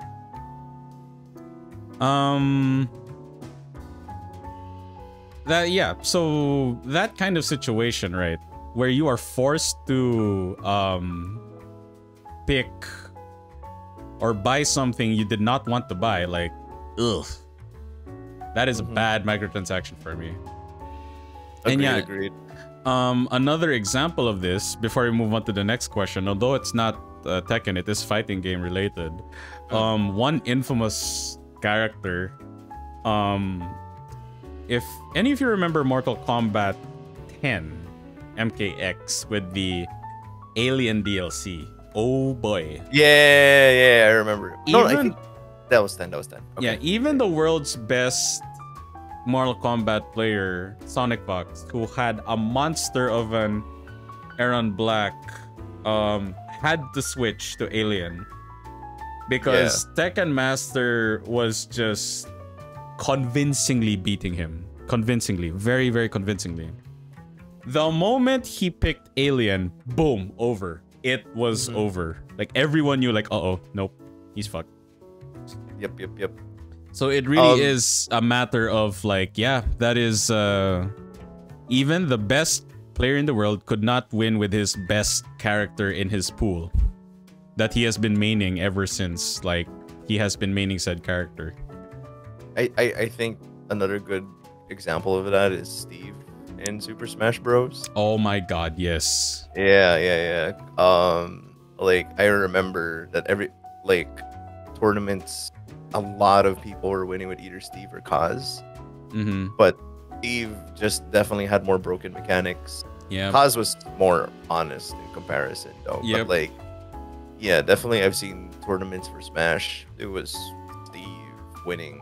Hell, it was even funny to think, like, I know, like, age shouldn't really play much of a big deal nowadays when it comes to fighting games, but, like, most of the Steve players that won tournaments were, like, ungodly young. Yeah. Like, they have their whole life ahead of them, level of young. So I'm like, wow, like, it really just goes to show how crazy broken this character is. Yeah, I generally thought that even Steve was not really a good DLC competitive wise, because, like, he was just straight up busted. However, I still sympathize. I'm on the side of unbanned Steve. Ironically, I'm still on the side of unbanned Steve. I mean, and this is, I put the blame solely on Nintendo and their lack of, like, no, it's very clear that they do not see Smash as a fighting game. That is why, no matter how busted 100%. Steve is, they will never balance the game. No, they will not. They're done. Yeah, especially now, they're done. They are done. They're not doing anything. The community is literally, they left the community to just fend for themselves when problems like this arise. That's why a lot of tournaments, and it's very sad for Steve players, because, like, man, they do not know if their character will be allowed to play in whatever tournament they apply for in the same year. Like, one, suddenly I can use it, and then suddenly I cannot. I think another thing that makes it really sucky is, like, even if you win, people don't like you. True. Right? There was that event. I remember the Bayonetta incident. Oh, fuck that Bayonetta incident, dude. Jesus Christ. I felt sorry for both of them. However, when they started intentionally stalling, I drew the line there, like, no, bad. Yep. Agreed. That was Evo too, damn. But yeah, like, it clearly, that's also a good way to, like, gauge what a bad MTX is. Like, you know, it has to be fair all throughout in the playing field as well. DLC privilege should not be a thing. Yep, it never should be a thing. That's why I think, like, just to add to that, that's why I think, like, Street Fighter 6's DLC characters, right, have been really are good MTXs, because they're still fun characters, but they're not really leading the charge. Hell, only Rashid made it all the way to, like, top 4 in Capcom Cup, and, you know, Aki didn't make it. Ed is still being experimented on, but, like, the mere fact, like, these DLCs really don't feel exactly too broken, and they're very more. I think the idea of, like, making them more specialist characters over than overpowered characters, just keeping them interesting, is the better way to make it a good MTX than a bad one. Yep. I totally agree there. Okay, so next question. We are now getting to the main core, like the chorus of cores. So, Tekken 8's latest MTX has the community in an uproar. Lol. And Harada defended it. So, before we like discuss this thoroughly, I will just give a quick TLDR for those who have been out of the loop. So Tekken 8 recently added legacy outfits for a lot of the characters. So you have, say, Jin's Tekken 4 outfit, Nina's Tekken 6/7 outfit, Kazuya's Tekken 4 outfit as well, or no, tag outfit, I forget which one. It's the combat vest and stuff. June's Tekken Tag 2 outfit, etc, etc. And if I'm not mistaken, that is priced at $4 per outfit. How much is an outfit for outfit 3 in Street Fighter 6? Fuck. Hold on. Let me research. Yeah. SF6 outfit cost. There you go. Each character's outfit 3 in Street Fighter 6 costs 300 fighter coins, which translates about $6 US. However, you do need to buy X amount of coins first because you can't buy exactly 300 fighter coins. Yep. That's one of the main things I really hate about the MTXs on both sides, to be fair. Like, you cannot buy the DLC character or outfit straight. You had to use in-game currency, and this is why I really hate how manipulative Street Fighter 6's outfit 3 and DLC system is, because again, they could have priced it higher or lower. I still would have called it fair. What I do not find fair is how manipulative the pricing is. So, let's say, and it's egregious how, it's not Blizzard egregious, but it is still egregious for fair standards as standards go. So let's say hypothetically, right? Let's say hypothetically an outfit costs $6 in Street Fighter 6. The least amount of coins you can get is $5. Yep. The next level is 11. So 11. Actually 12. 12. Yeah. 12. So imagine that. Realistically, everyone has at least or at most one main, right? They have at most one main. So they only want the outfit for their one character. Exactly. Now, they have two choices now. They buy either $5 twice, which is 10. Which means after purchase, they will have 4 left. Which means they cannot buy another outfit, and that remaining currency is just sitting there gathering dust. But hey, they got the outfit they wanted. Or they could buy $12 of in-game currency and buy one outfit, and then they have enough to buy another outfit for a character they do not even use. Yep. That is straight up manipulative. It is. It is very manipulative. Why you are forcing people to buy something they do not want. And this is considered a dark pattern, and dark patterns are the worst thing to have in an in-game store. Dark patterns suck. True. I think like even dark patterns are eventually like put into case in court too, if you think about it. I mean, just to briefly mention it, that is why Fortnite did get go to court with that, because before, if Blue wanted to buy an outfit, if he accidentally pressed the buy option, boom, immediately bought. No confirm nor hold the button to buy it. That is a dark pattern. Didn't Diablo 4 do the same thing? Diablo 4 and Immortal did the exact same thing. Goddamn. Diablo 4 is, in my opinion, even worse. Of course it is. When you move to your daily rewards tab for clearing certain quests, like kill X amount of demons, kill X amount of dungeon bosses. When you move to that tab, your cursor is on the buy battle pass by default. Yep. By default. There are so many people who claimed it by accident. And there is no like, are you sure you want to buy the battle pass?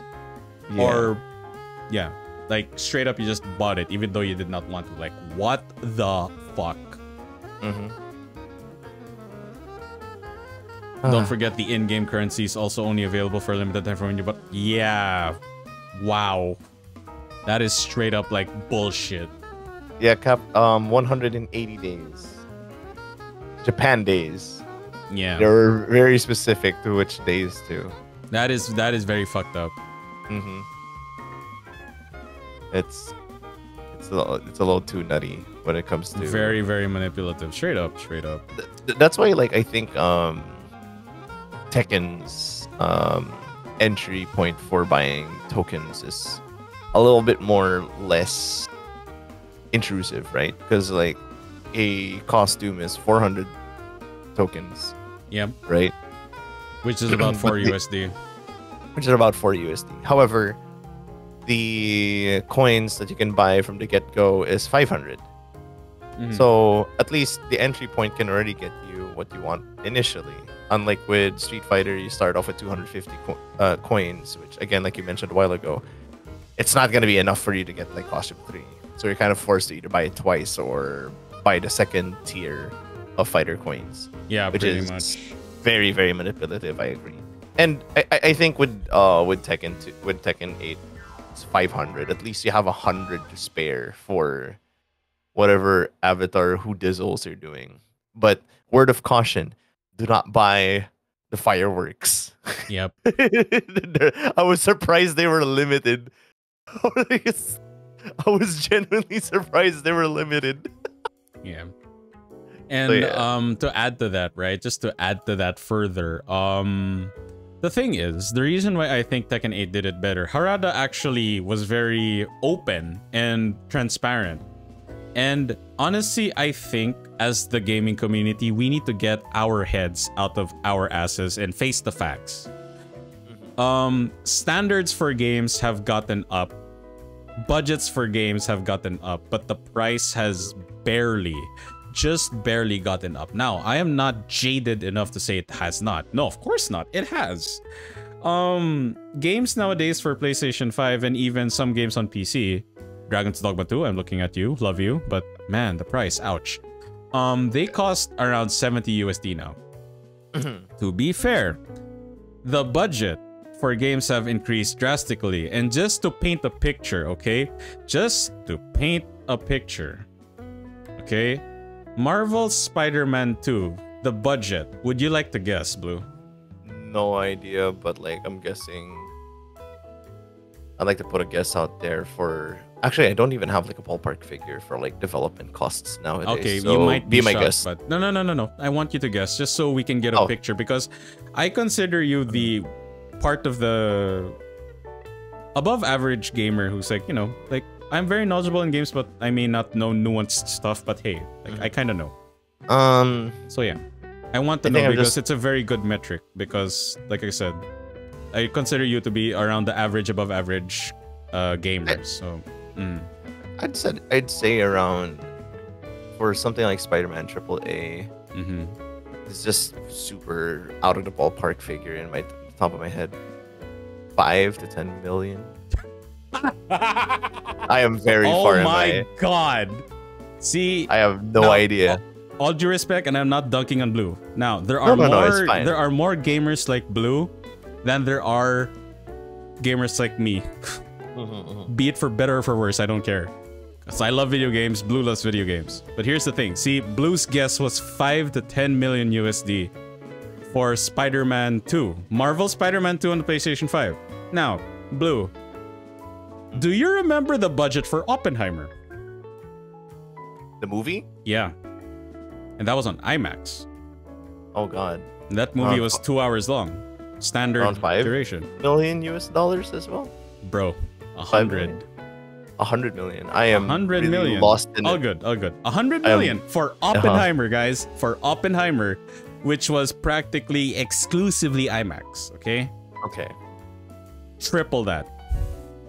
Triple that for Spider-Man 2. Yes. Right. 300 million. $300 million for Spider-Man 2 on the PS5, and that has not even been ported on PC.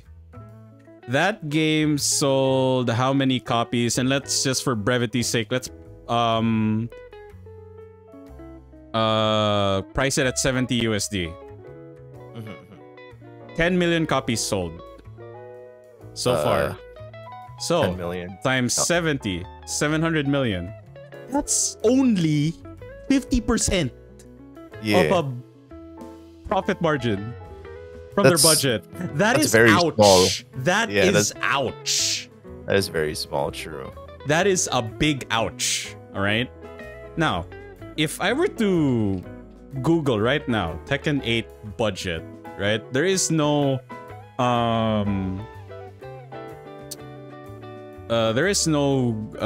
definitive figure, but Harada said that the budget was about double that of Tekken 7. And we also do not have a figure for that. But just again, just note that Marvel Spider-Man 2, which by the way, single player. So realistically, they do not need a budget to maintain the servers for that game because they do not exist. Right. It's a single player experience. Tekken 8 is a fighting game that relies on like multiplayer connection, okay? Right. So, on top of making a stage, making characters, making the game work, making sure that the servers run properly, it is still priced at around 60 to 70 USD depending on regional pricing. And most people will stop spending at just $60 to $70. And remember, this is a fighting game. Fighting games, although they are getting more mainstream, they are still considered a niche genre.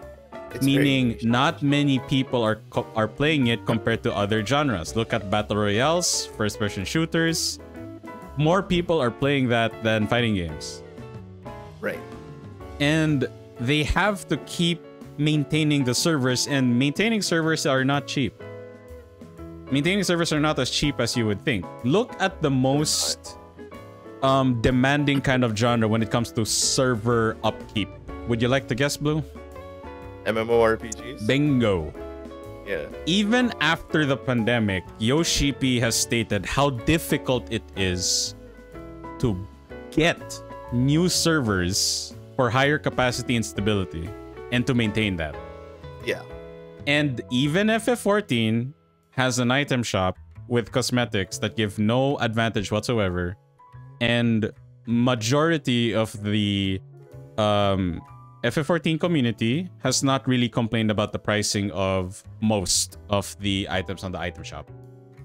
None of them are buy to win, they're purely cosmetic, and all of us know that it is helping the game run.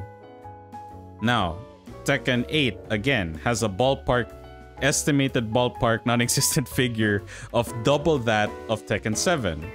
And Tekken 7 servers, I'll be frank, are kinda shit. The netcode is shit. And Tekken 8's netcode right now is miles better than Tekken 7, at least in comparison with Tekken 7. Yes, I can actually play with people outside of my immediate region with very little compromises. Yep, there are compromises, but they are not bad. Rocket, I am also a Fantasia addict. I know what it feels like. So yeah, we need to get, as a community, we need to get our heads out of our asses and try to look at our favorite fighting games from the developer's perspective. Like, realistically, not many people are even going to buy these outfits. Like, I'm pretty sure Harada and Murray have a data right now, a data set of how many Jun mains have bought the Tekken Tag 2 Jun outfit. And I'll be real, I like the Tekken Tag 2 Jun outfit. I prefer it more than her current outfit. But again, it really comes down to preference. Some people like her new outfit. Some people like the Miko outfit. Some people will even use the Tekken shop like customization outfits over that. Right. Like only the hardcore of hardcore June fans are gonna get the Tekken Tag 2 outfit. And That's again, it's 4 USD. 4 USD. Right? 4 USD. And let me just do a quick check. Okay, Steam DB Tekken 8. Right? Let's see how many people have been playing. Let's give a best case scenario, right? Best case scenario. Best case scenario for Tekken 8. Right? Best case scenario. So 24-hour peak is 20,000. And people playing it right now, there is 18,000. Okay? Tekken 8 character pick rate. Right? Let's... Oh boy. Let us whittle it down even more. Okay, let me just bring up the data sheet. Okay, so currently June is at 4, 5, 6, 7, 8, 9, 10. Rank 10 out of the top 10 characters used in like ranked. Hilariously enough. So let's just give a guesstimate that roughly that consists of about 11%. That's about 11% of an average player base when you are like the 10th character of the top 10 that is being picked in rank. That's even very generous in my opinion. So, about 10,000 or 8,000 out of the 18,000 or 20,000 players playing right now, maybe about 2,000 of them or 1,800 of them are Jun mains. And I'll even give a best case scenario. There are currently 3 outfits. Okay, 3 outfits. You have the default outfit, outfit number 3, and then the legacy outfit, which is from Tekken Tag and Tekken 3. Right. So let's say you just wanted to add a 4th one. And generally, like competitive players comprise of about 5% of the average player base. So, of 2,000, 5% of 2,000 is about what? 100, right? Yeah, 100. So, yeah, 100. So, only 100 of them realistically are gonna get that. That's $4. So, best case scenario, Harada will get $400 from just Jun's outfit. That is like chucking the tiniest pebble you could find at the world's largest tornado to maintain a server. It's gonna do nothing. Realistically, that's gonna do nothing. True. That is why they release these in batches, because they want people to spend, but they are trying to not even skirt the edge where people will get pissed.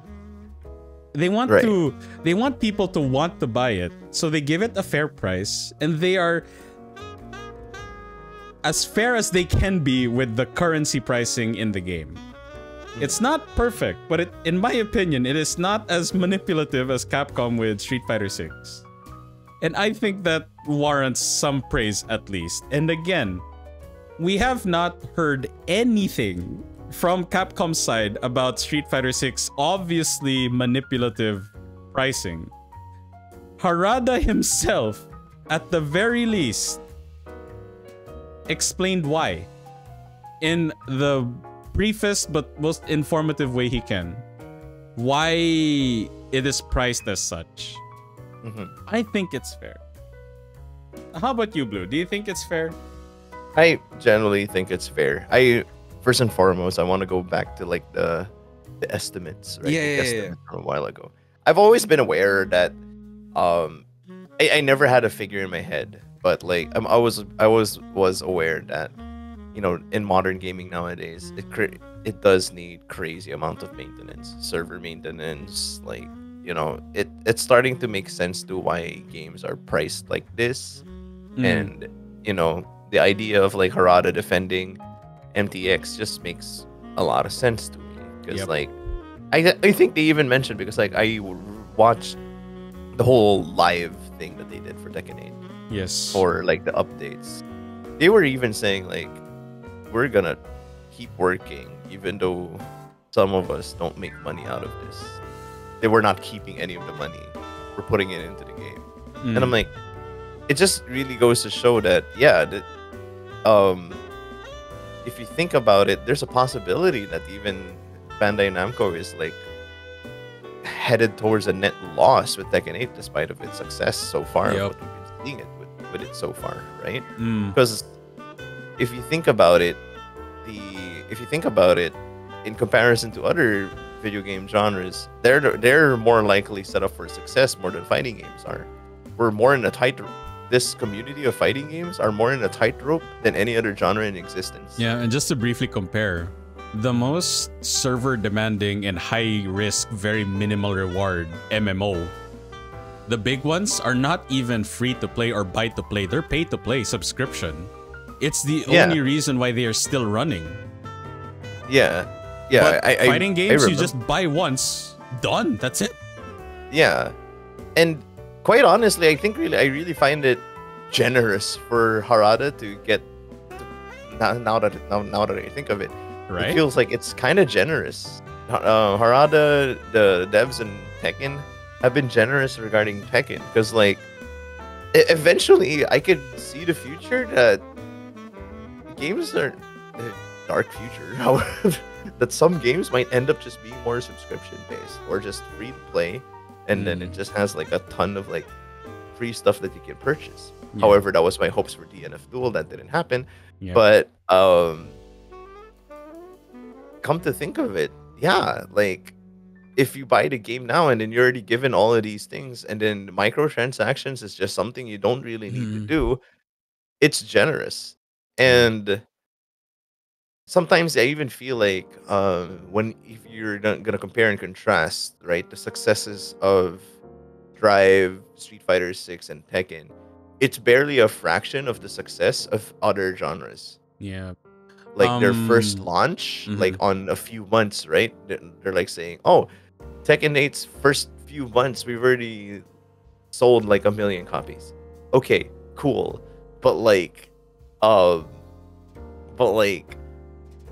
how in comparison to something that would be released on the get-go and other genres, that 2 million in a few months is nothing in comparison. Hell, even single player games are looking more profitable now.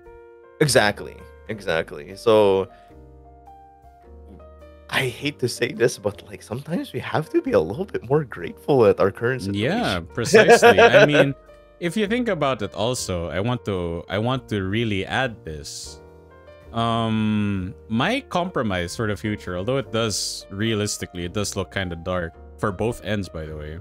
I think what we are looking at is most, at least for fighting games, because we'll focus mainly on fighting games, I think most of the publishers and developers for like say Street Fighter 6, Drive, Tekken 8, I think right now they're really going to prolong the development cycle. Like, we are not going to see a sequel for our current games for several years, like realistically, because like I said, budget keeps going up, price barely goes up, and maintaining those servers and the standards just keeps going up. So what I think is that although Square Enix is in a bit of a conundrum with their profit margin, what they do is they have one very successful live service subscription based game just to fuel, literally fuel their other projects. And thing is, Capcom has a lot of that. Capcom has a lot of single player games that does have microtransactions, wink wink, Monster Hunter. And yeah, they just have a lot of games that have microtransactions that people are willing to turn the other way for. Just really big hitters, not even subscription based ones, but basically live service games that people will realistically buy into over time. that can help fuel like their current projects or future projects. But to my knowledge, Bamco does not have any big ones right now. Like, to my knowledge, at the very least. I could be very out of the loop. Like, but Capcom already has. Like, I mean, they made that Monster Hunter mobile game, and then they have, like, they recently had that collab with the, the KOF mobile game, was it? If I recall correctly. Oh. So yeah, they're Actually, branching out. They're branching out. They have this new one, actually. Street Fighter Duel? Oh, yeah. I remember. Yeah, that's coming out yeah. for Southeast Asia soon. Yeah. I wonder, actually, if it's out in the App Store. Let me look. And although ArcSys is its own thing, I am not sure how much money they are getting from Grand Blue versus Rising and Relink. So yeah, like, I think currently every company is trying to make their forever game that just prints money. Because for Square Enix, FF14 is literally their gold mine. And equally for Blizzard, World of Warcraft / Overwatch is their gold mine right now. It is printing them money. Literally printing them money alongside Call of Duty. Like, it's printing them money. Yeah, I think Bamco is working hard for that. And quite frankly, fighting games are not the way to do that, because hilariously, fighting games, if you think about it in the weirdest sense, is the earliest subscription-based game. Arcade. Ah, yeah. But the thing is, we have deviated from that. We have deviated away from that. They are now a buy once, play as long as you want experience. Right. But the only ones who keep paying for it is not us anymore. It's developers and the publishers of the game. Paying so that we are content with the content and making sure that we still get to play on stable servers and a good experience overall. So yeah, we are in a very big conundrum, in my opinion, when it comes to the future fighting games. And I think fairly executed MTX is the way to go. I honestly think that is a good format right now. And it's actually, a good Like I want to add to that, like, with fairly good MTXs. That's why I have high hopes for Toxo. I still call it Project L, or as my friend calls it PL. I'll call it Toxo anyway. Toxo. Tuxo. Tuxco. That's why I really feel like whatever they're gonna try to do, right, is definitely gonna start defining the future. Because like, I think at this point, what Bandai Namco is doing, what Capcom is doing, is just trying to satisfy the loyal fan base. Yeah, definitely. Right? Because I think the veterans and, you know, the boomers of fighting games will always think that the best way to enjoy fighting games when it comes to like buying it is without the fucking microtransactions, because it's always so much better if you just have the game for the get-go when you pay for it. I really think that at this point, I'm genuinely hopeful that 2XKO is gonna definitely bring something to the plate when it comes to that kind of conundrum, and try to fix some archaic problems that most of the fighting game developers are going through. And so far, I think Tekken 8 has been doing what we call fair MTXs to keep that afloat while satisfying and respecting the veterans of fighting game appreciators. Yeah, definitely. I will vehemently agree to that. And it's a good segue to our next question, because hilariously, the next question is a little bit about PL. So, so Project L. So Project L being a Riot game, will most likely be free to play with MTX. Not most likely, it's been confirmed. Yeah. So I'll change that then. Will definitely be FTP, free to play plus MTX. How do you think will the community take it? Because again, even the most casual fighting game player still has a bit of that old arcade spirit, right? Where no, I'm only playing to pay the game. Sorry, I'm only paying to play the game. That's it. Yeah. All I'm doing. So this concept of I do not need to pay to play the game, but there's a cost. Yeah. One of my favorite quotes of all time. Sometimes the ones that will cost you the most are the ones that are free. Hilarious, That's true. So how do you think the community will take it? This is very good question, really. Because if you really think about it, this is something we've never had. Although technically speaking, it was already executed before, right? But however, this was during the time wherein it's still okay to pay for your games, right? Yeah. The free-to-play platform has been very interesting. I mean, since I've been starting to play Valorant, right? Like I'm starting to move away from like, man, it's starting to make sense to why free-to-play works, right? Yep. Starting to make more sense to why this is, this platform of like trying to make sure that the game stays alive for as long as it could. It's just because, it's it has tasteful MTXs. It has tasteful stuff for you, right? Like, how long has League been around? That's a question. Decades already, right? Yeah. And Valorant is more than a decade and a few.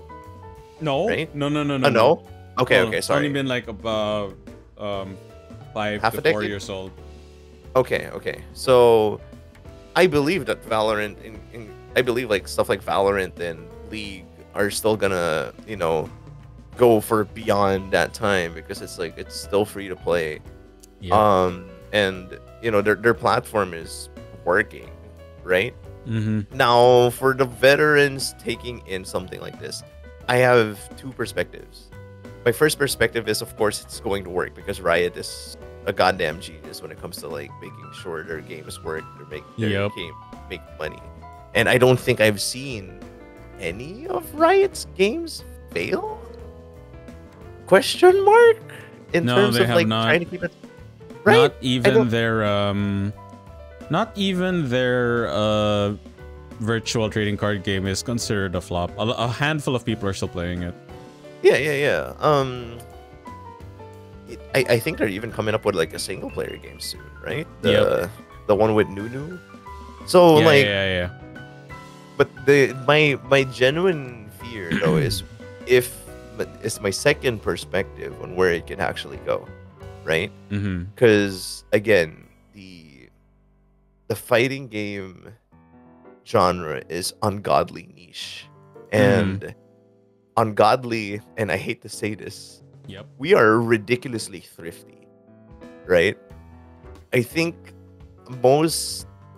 I've always noticed this with like most of the FGC is that we're ridiculously thrifty, right?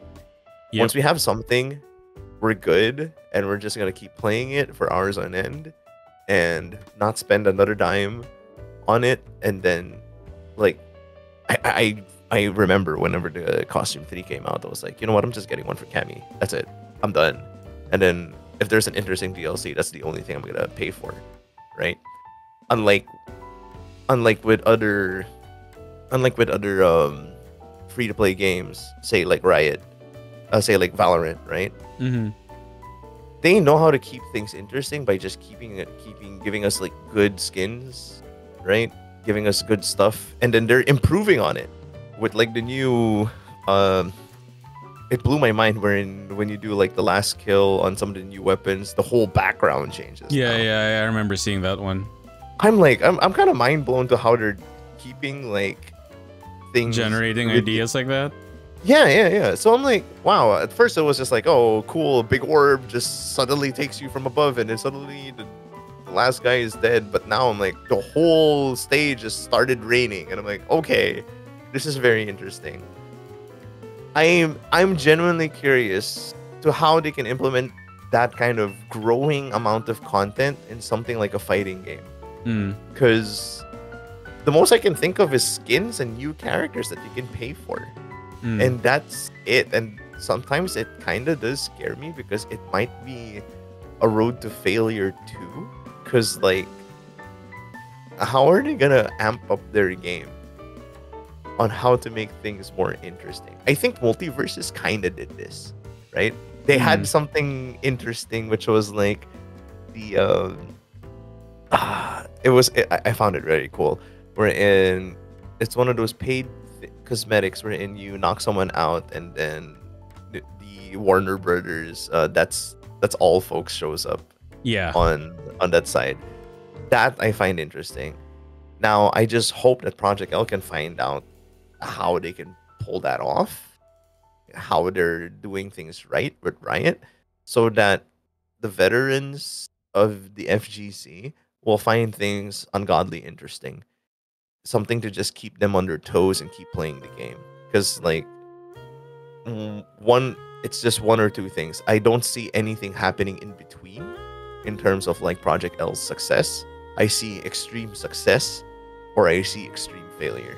Honestly, like, you made my exact same point. Like, Project L really is at a very it's a very arduous position right now, because they have the opportunity to set the future trend of fighting games, which will be a lot more, in my opinion, sustainable and doable for the long run. But they also have the opportunity to really fuck it up. A point where fighting games will stay or never go. Like, yeah, thing is, like, I still want that game to succeed. I really do. 100%.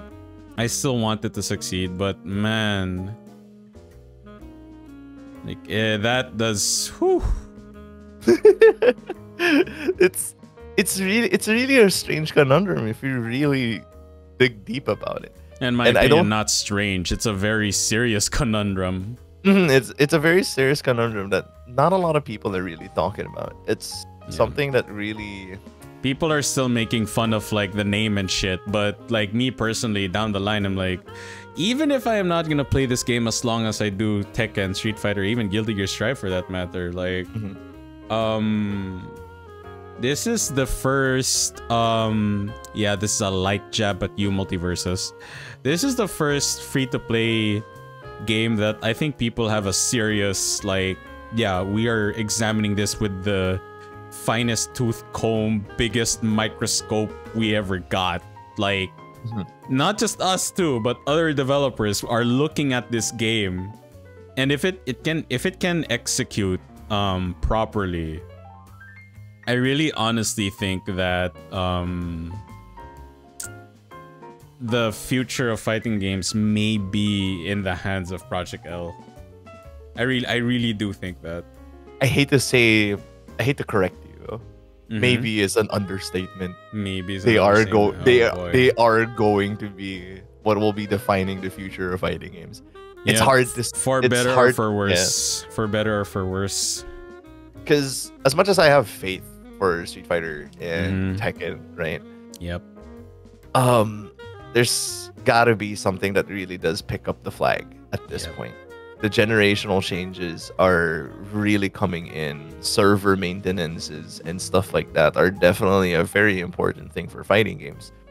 And generally speaking, to keep it afloat, we have to get with the times. Yep, we do. We really do. And if there's any gaming company out there who are definitely in the times, and it's Riot. Yeah, and I will add this. To the fact. It's funny how it took me this long, but not because Baldur's Gate 3 was priced at what it was. When I played FF7 Rebirth, and I'm like, shit, I bought this game for 3.6K. From start to finish, I was like, justified. Absolutely justified for its price. The whole length, execution of that game in every corner, even the smallest facet, screamed, I am priced fairly. Absolutely. Yes. And I think based on what people have been saying about Dragon's Dogma 2, we are not ready for Dragon's Dogma 2. Oh my god. Like, a lot of people are saying, like, yeah, 3.8k pesos is a bit of a high price. But based on what people have been saying about it, like, I think, yeah, I think that is going to prove a point. Like, yeah, I think the pricing of games nowadays is definitely justified. Does not mean that all games have to be priced at that, of course not. Oh, no, nah, no. I mean, that's why there are games like, there are games like Stellar Blade, although how good it looks, it's not exactly like, FF7 Rebirth level of prices and whatnot. No, it's not that high. And there are some games, even without regional pricing, that do not cost that much. There are still games that are still like 50, 60 USD. Hell, Baldur's Gate. Baldur's Gate was freaking, like, if I believe, wait, I'll just double check real quick just to be sure. If I guesstimate the no regional pricing of Baldur's Gate 3, and you all know how big that game is, it's still $50. It's $50, so without regional pricing, $60. That game is huge. It's fairly priced. It's not even 70 USD. So yeah, like, I'm still, like, realistically, I'm not gonna be on the more likely. Because realistically, it is still too early to tell about Project L's situation and what it can pull off. But it is a realistic expectation at the very least when Blue thinks that the future of the FGC is really in the hands of how Project L is executed and taken by the community. I'm scared yet very excited. I am, to word it myself, I am very optimistic and skeptical about it. I am very 100%. Optimistic and skeptical. Regardless, though, I still want it to succeed, regardless of what happens when that releases. Oh boy. Because it's quite funny if you think about it, because look at it this way. In just about every genre that Riot has, it has sent waves throughout the genre. League of Legends, you look what happened with Dota 2. It got better. Dota 2 got better to catch up with the hype of League of Legends. Right. You look at Valorant. I do not consider it a coincidence that after Valorant released, about 2 years, 3 years after, Counter-Strike 2 got developed and announced. I do not consider it a coincidence. Because they knew it's making money. Not just that, ironically, in the current state, Counter-Strike 2 is not even finished. There are still some bugs to work out with it. So, yeah, definitely not a coincidence. Now, the next big scene, because the big three, when it comes to esports, that is mostly watched, you have MOBA, FPS, and fighting games. The next one on Riot's list is fighting games, and so far, they are 2 for 2. They have... And again, I also do not consider it a coincidence that Overwatch 2 became free-to-play. I love how Blizzard tries too hard. It's wild because you flip the script. Blizzard has been 0 for 2 in those departments. They tried so hard with HOTS. The casual community suffered and the game flopped. They tried it with Overwatch 2. It flopped. People hate it. Oh my god. Thankfully, they're not making a fighting game. Shivers. Don't speak too soon. No, shivers, because a part of me is like, yet, Yoko, yet. You know, there's always been that Easter egg in Overwatch of a... I know! Of a Blizzard fighting game. I am worried. But anyway, like I said, you flip the script. Riot has been 2 for 2 in that department. They really changed the MOBA scene. They changed the FPS scene. And they have the opportunity to change the fighting game scene. And what gets me harder than this, as an FF14 player, they also have a chance because they're also making an MMO. Oh, right, they are. They are making an MMO. That one is definitely like one of the last projects in their whole... The S in Riot Games actually means something, right? Yep. Back then it was just a joke. It was just League. Yeah, like they have a chance also to drastically change the landscape of MMOs, for better or for worse. Like, man. And I have said this before so many times, even as someone who has quit League for the longest time, if there is one thing that has always interested me about Riot across all of its games, the world building. The world building, in particular, the world of Runeterra, is so goddamn good. That is why, despite no one playing a second or even a millisecond of League or watching a trailer of League of Legends, when they watched Arcane, people were hooked. The world of Piltover and the characters surrounding it, even if you do not know, oh, I know who that is, that's Victor, oh, that's Jace, I know that. You may not know anyone. Like, you may say, oh yeah, she's from Noxus. Like, what the fuck is Noxus? Those who know League, oh shit, Noxus? What the fuck? Even if you did not know that, Riot were still able to build that with Arcane. Like, people understood why.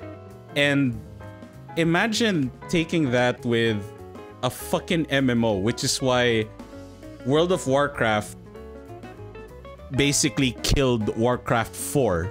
Because how people were able to immerse themselves in Azeroth compared to Warcraft, World of Warcraft just did it infinitely better. And I think they can do that with the MMO. But yeah, with the whole fighting game topic here, like, Riot has a chance to really change the landscape for better or for worse. But regardless, we are hilariously, even as consumers and who are being catered to in this sense, we have no choice but to watch it unfold. Realistically, that is all we can do. That is literally all we can do. We are at the mercy of the landscape changes or unchanging. Exactly. Oh my god. All we can really do is cross our fingers and hope for the best. 100%. 100 freaking percent. Yeah. All right, we're on the penultimate question of this podcast. So, do you think the current I'll call it bloated budgets of games is a good enough of a reason for MTX in a game? Oh, 100%. Yeah. 100. Because, like, if you really think about it nowadays, right? Like, in comparison to what it was like a long time ago, you know, the developer teams are just like small amounts of people. These are livelihoods that we're already talking about. Some games have, just to put a figure, right? Some games nowadays have teams of upwards of 400 to 600 people. That's insane. At once. That's insane, bro. Like, I know, man. Because, like, thinking about it, like, especially since now that I work in a tech company that's also in development of like a particular app, right? Yeah. You can really see the magnitude from that perspective of like how many people it needs in order for one thing to work, right? Because there's so much aspects to it: the music, the graphics, the gameplay, the story, the voiceovers, it's the art. There's just so much. I'm just probably just taking the iceberg on how to make a video game, but like nowadays the bloated budgets in the game just absolutely 100% make sense because it's already if you think about it, it's just literally the livelihoods of these tech developers. And again, just to highlight my example earlier, Marvel Spider-Man 2 had a budget of 300 and they sold 10 million copies, which is about 700 million. So they just barely had a profit margin of 50%.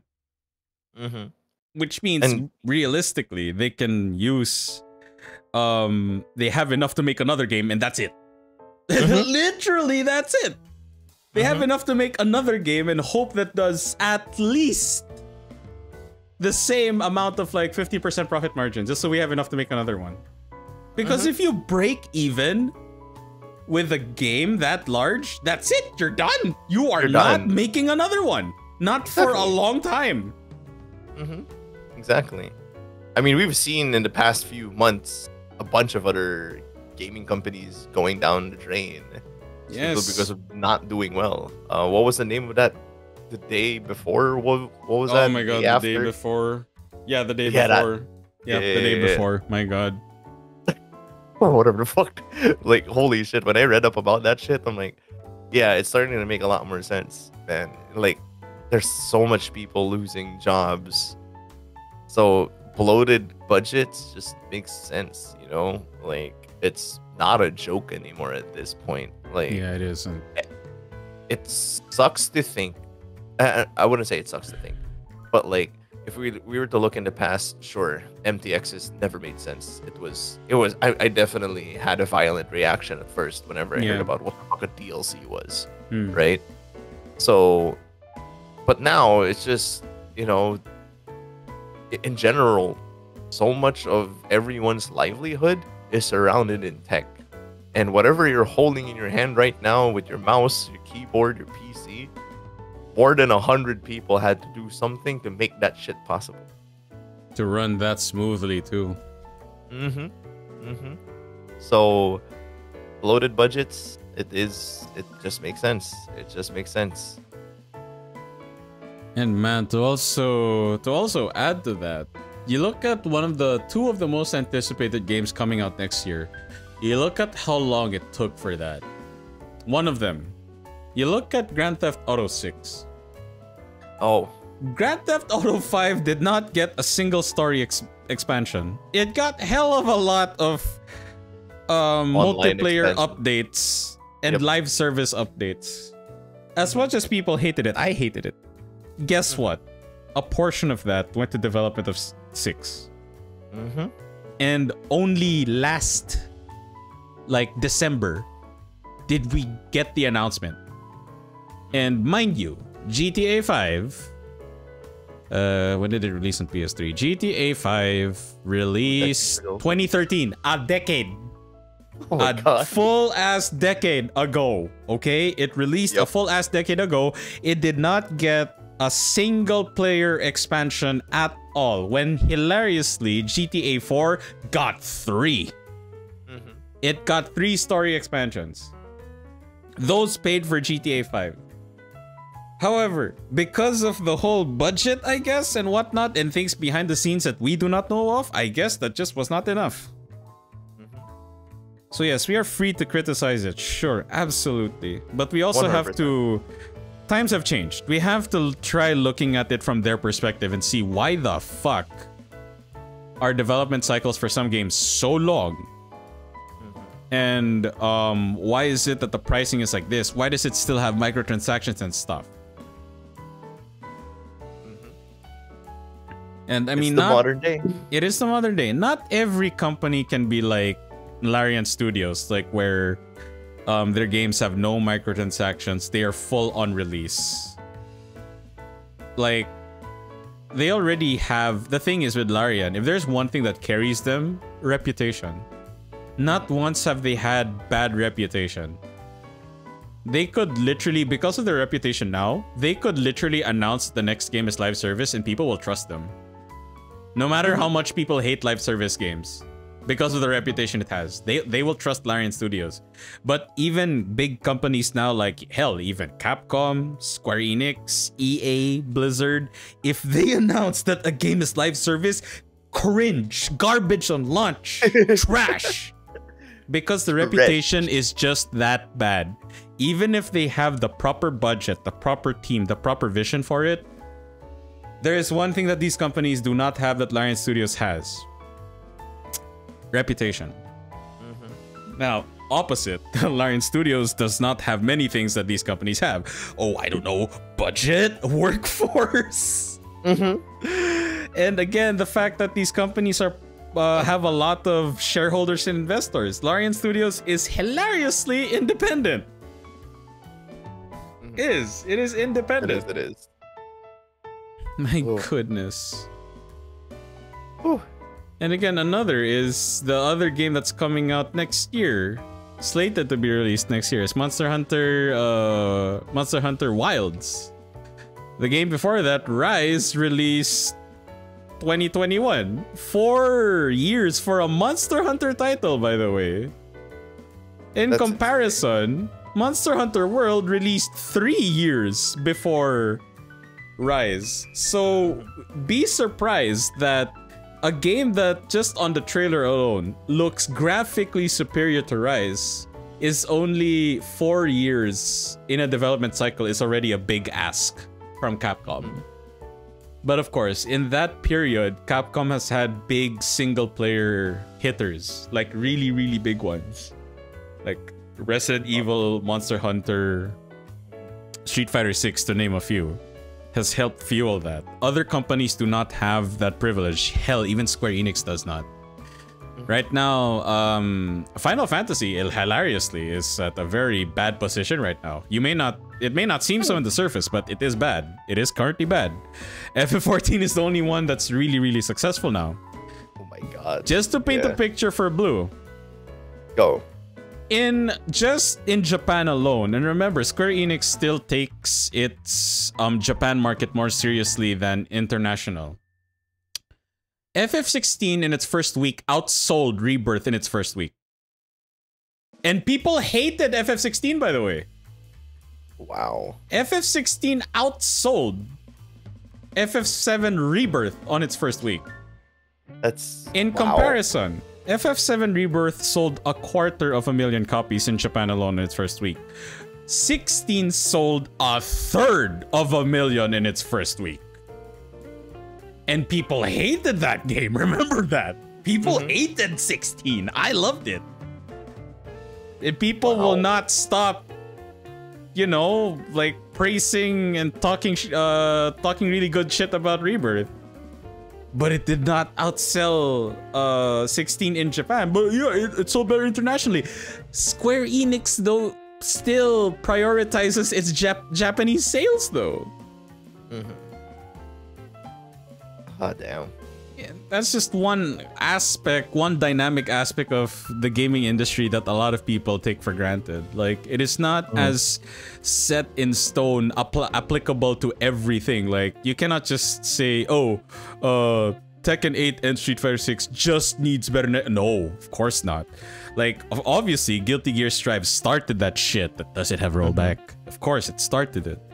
But Street Fighter 6 then started the accessibility, modern controls and shit. And the faster playstyle.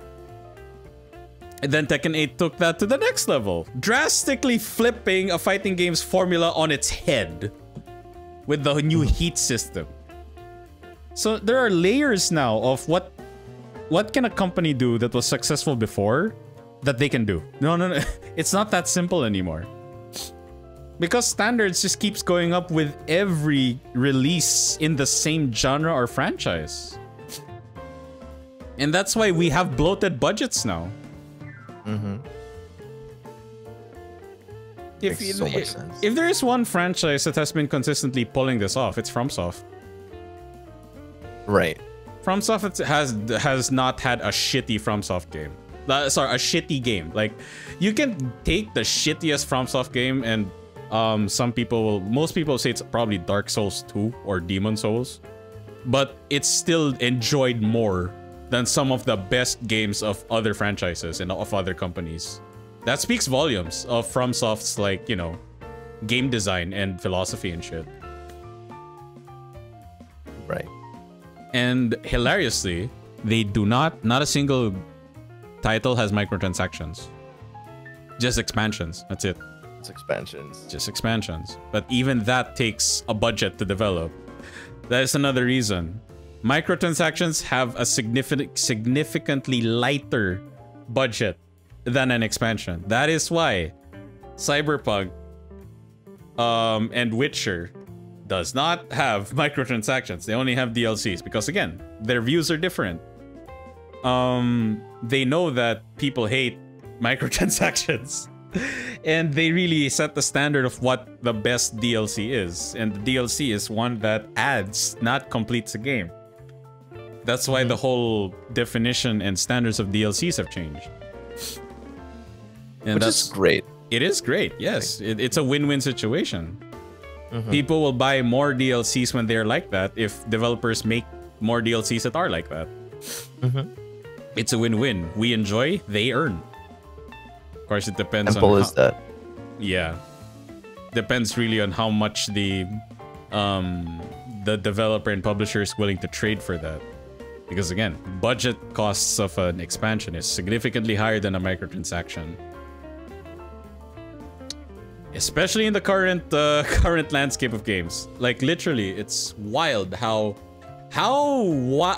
drastically different games were even just 6 years ago. Not even talking about a decade. No, just 6 years ago. Just 6 years. Just That's 5-6 years ago. It's wild to think about how much our standards have changed.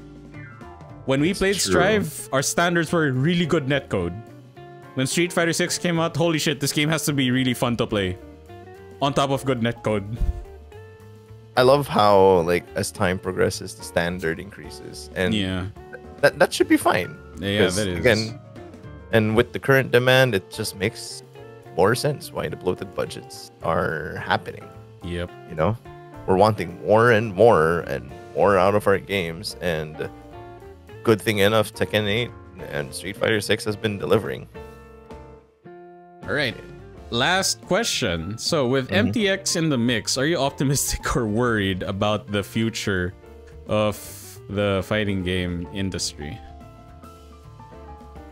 Oh. Yeah, this is a toughie, but this is the most important question. Hello, Beanie. Oh, wow. This is very... You know what? I don't think it's... first? I think I'll make it my point really quick. Okay, like, good. I think this is pretty easy. I wouldn't say easy to answer, but like ambiguous future kind of shit. Okay.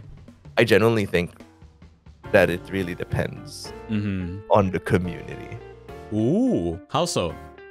Because again, if we're just talking about just fighting games, right? Because we're already optimistic of the FPS. We're already optimistic about the battle royales, the MMORPGs, because they're doing well. The community is where it's gonna have to rely on, because in the end of the day, the success of MTX is in putting it into the mix. And when it comes to like the fighting game stuff, it's gonna be hard for at least the general population of the fighting game community to really turn heads and make them think to put. It's hard to put the. Sorry, let me rephrase real quick. All good. It's hard to put the current community to ask them to put themselves in the devs' shoes, because I think out of a lot of communities out there, I think they're aware of that. The FGC, however, I'd say a good 60% is not ready for that change just yet. Yep. So it's really, for me, it's just the community.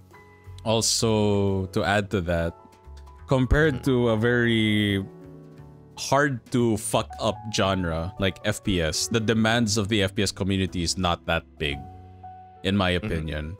It's very simple. Guns must feel good and robust. It must feel satisfying to kill. That's literally it. But for fighting games, it's a lot more dynamic than that, because you have like, and I even skimmed over a shotgun must feel like a shotgun, but that's just like, you know, a subcategory of shooting must feel good in a shooty game. That's it.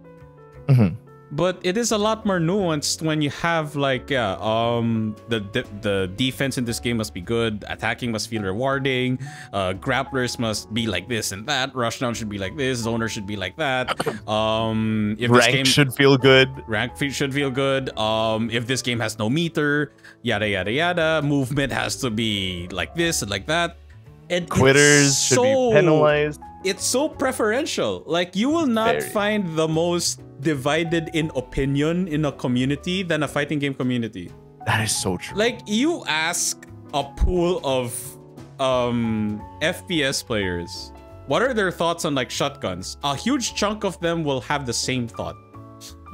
But you ask the same amount of people in a fighting game community and you ask their thoughts on one character. It's so mixed. It's so mixed. It is so mixed. Drastically mixed. It's not even So like mixed. it's not even as simple as, oh yeah, this character sucks or this character is strong. No. It is not as simple because again, guns are simple in game. It has to click, boom, kill. That's it. It's very, very simple. It must feel good. But fighting games has so many layers on top of already so many layers on one particular area, and that area being one character. Like, if you ask 100 people what their thoughts are on, say, okay, I mentioned buff Asuka, right? Like Asuka. Okay, you can whittle it down to most people think she needs a buff. Then you will see how many layers there are.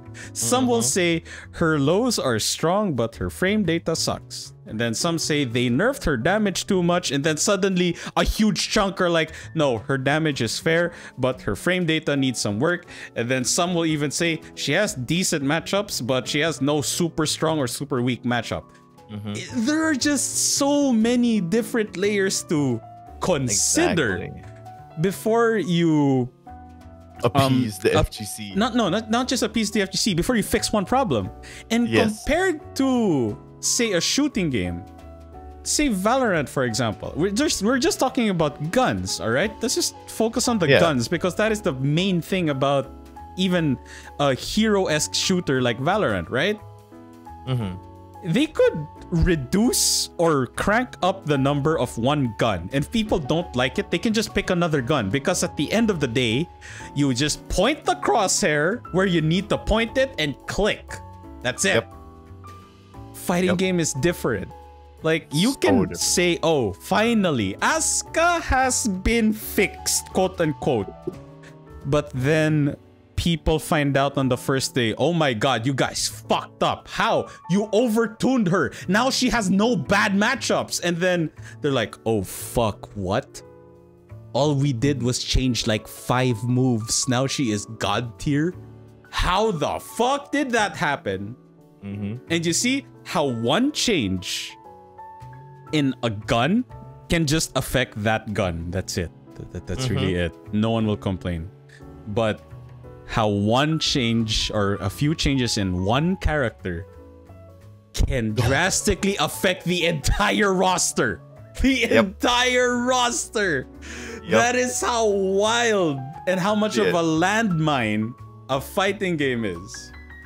It's and the community in its perspective. So that's why, like, adding MTX to the mix, we all know we're gonna have crazy mixed opinions. Yes, and again, me personally, as much as it's a very cheaty answer for me, I'm still half and half on the future of the FG industry, because again, thing is, I'm leaning more towards optimistic, because I have seen MTX, even in the current industry atmosphere, done right. I have still seen it done right, so I think it still can be done right. However, like I said, I am not a fighting gamer first. No, I am a gamer first. Like, I have a very, as much as I can, unbiased views on gaming in general.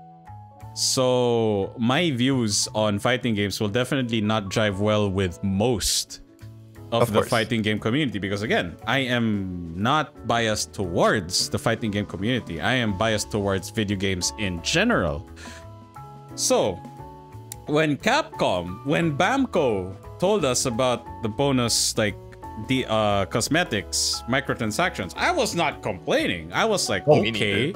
I was just like, please don't be manipulative and fairly priced. I am pretty sure, and I was not surprised, when Tekken 8 announced the legacy outfits, people lost their minds as if it was the end of the world. Oh, this is gonna kill Tekken! And I was just like, No. It's done right, in my opinion. It could be done better, but it can definitely be done way worse. And again, that's Tekken. That's already like a legacy fighting game, right? So imagine a new fighting game that has no reputation or a lack of expectations from the general FGC. If anything, the reason why a lot of people are examining it very closely is because the subgenre is the most slept on subgenre for the longest time. Would you like to guess, Blue? I'm pretty sure you know. Subgenre in a fighting game? Yep. The most slept on tag fighter. Yep, precisely. We have not had a heavily praised tag fighter since Dragon Ball FighterZ.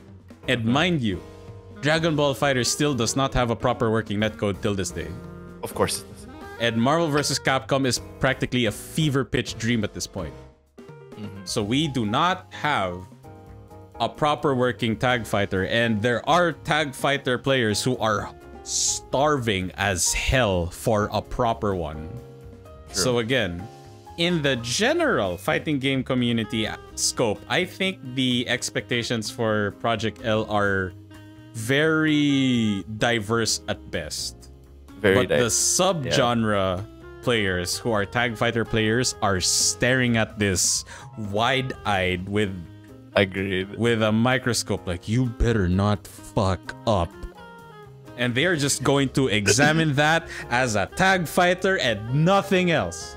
That's the thing. Again, Riot has a big ask on their hands. They have to appease so many fronts. They have to appease the tag fighter community, the fighting game community in general, the casual gaming community in general, and by some extent, because it is still League characters, the League of Legends community in general. Like, oh my goodness. And then they have on top of that, like, they already confirmed that it's free to play with microtransactions. Like, oh my god. If there is one company I think can pull it off, it is definitely Riot Games that can pull it off. Whew. True. That is why I am glad it's a Riot Games project. Like, oh boy. If it was anyone else, no one would bat an eye. No. Not bat an eye. They would cringe and burn it to hell. They would be very vocal about it. Like, true dear. that.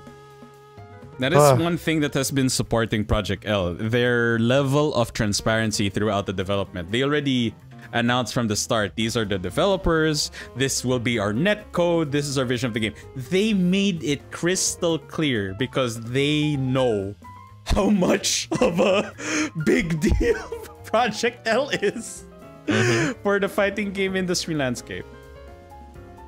That's true. Yeah, I honestly think microtransactions in the mix will be put aside when Project L launches, because I think people will be worried more about this is my prediction, right? This is my prediction. During the honeymoon period, the first month, people will first check, okay, how hard is it to learn this game, master the game, and is it fun to play? That is the first thing people will examine. Immediately after that, that is when they will start giving a shit about the free-to-play versus MTX formula. Like, that is my prediction for the honeymoon period. And yeah, Fed, like, a lot. This is why I'm just slightly, I'm just very slightly skeptical, because they fucked up on one hurdle. The naming of the game, my god. Dude, 2XK? Oh, what the fuck? It's so on the nose. I did not feel good when it's way too on the nose. I mean, I don't get it, because they did not name Valorant Overwatch Global Offensive Siege. Nope. They just named it Valorant. I'm like, okay, cool. Rolls off the tongue pretty well. Good identity. Fucking Legends of Runeterra. Yeah, I know. That is the card game because they are not just League of Legends, but it uses League of Legends stuff, but they're taking the whole world of Runeterra. So Legends of Runeterra. Okay, fair. Awesome. Team fight tactics. Team fight tactics. Yeah, I get that. Fucking 2XKO. I remember PK made a thread on what you could name it instead.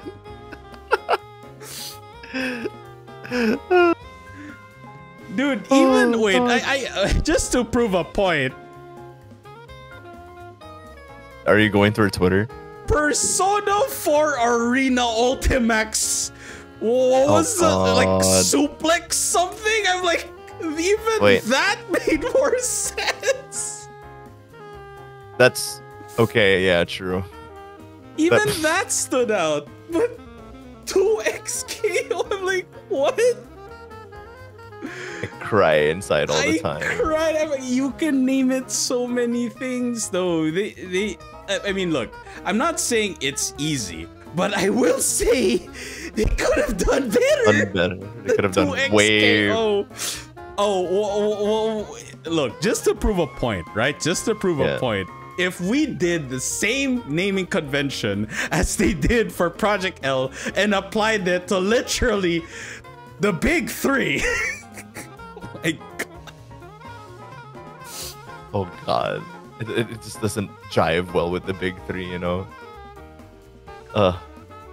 You could name Guilty Gear Strive might have been named Roman Cancel Burst. Like, whoa. Damn. Okay. Crazy on the nose level. And then Street Fighter 6. Drive cash out. Like,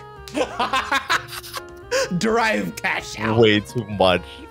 And then Tekken 8. Heat gauge arts. Heat gauge arts, like, bro. Why?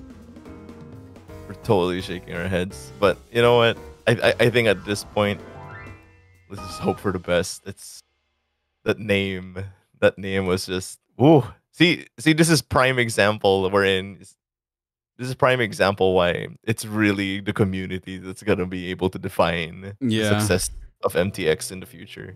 Because like the name itself, man, we knew we're like, hilariously, oh no. even Multiverses did it better.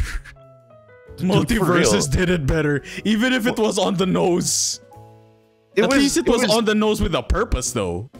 It was on the nose, but in the same time, it was witty. It was a good wordplay. Yeah, it was, but this one is just not witty at all. 2XKO. Oh boy. You know what? You may as well name Smash Fox only, Final Destination, no items. That's it. That's it. That's it.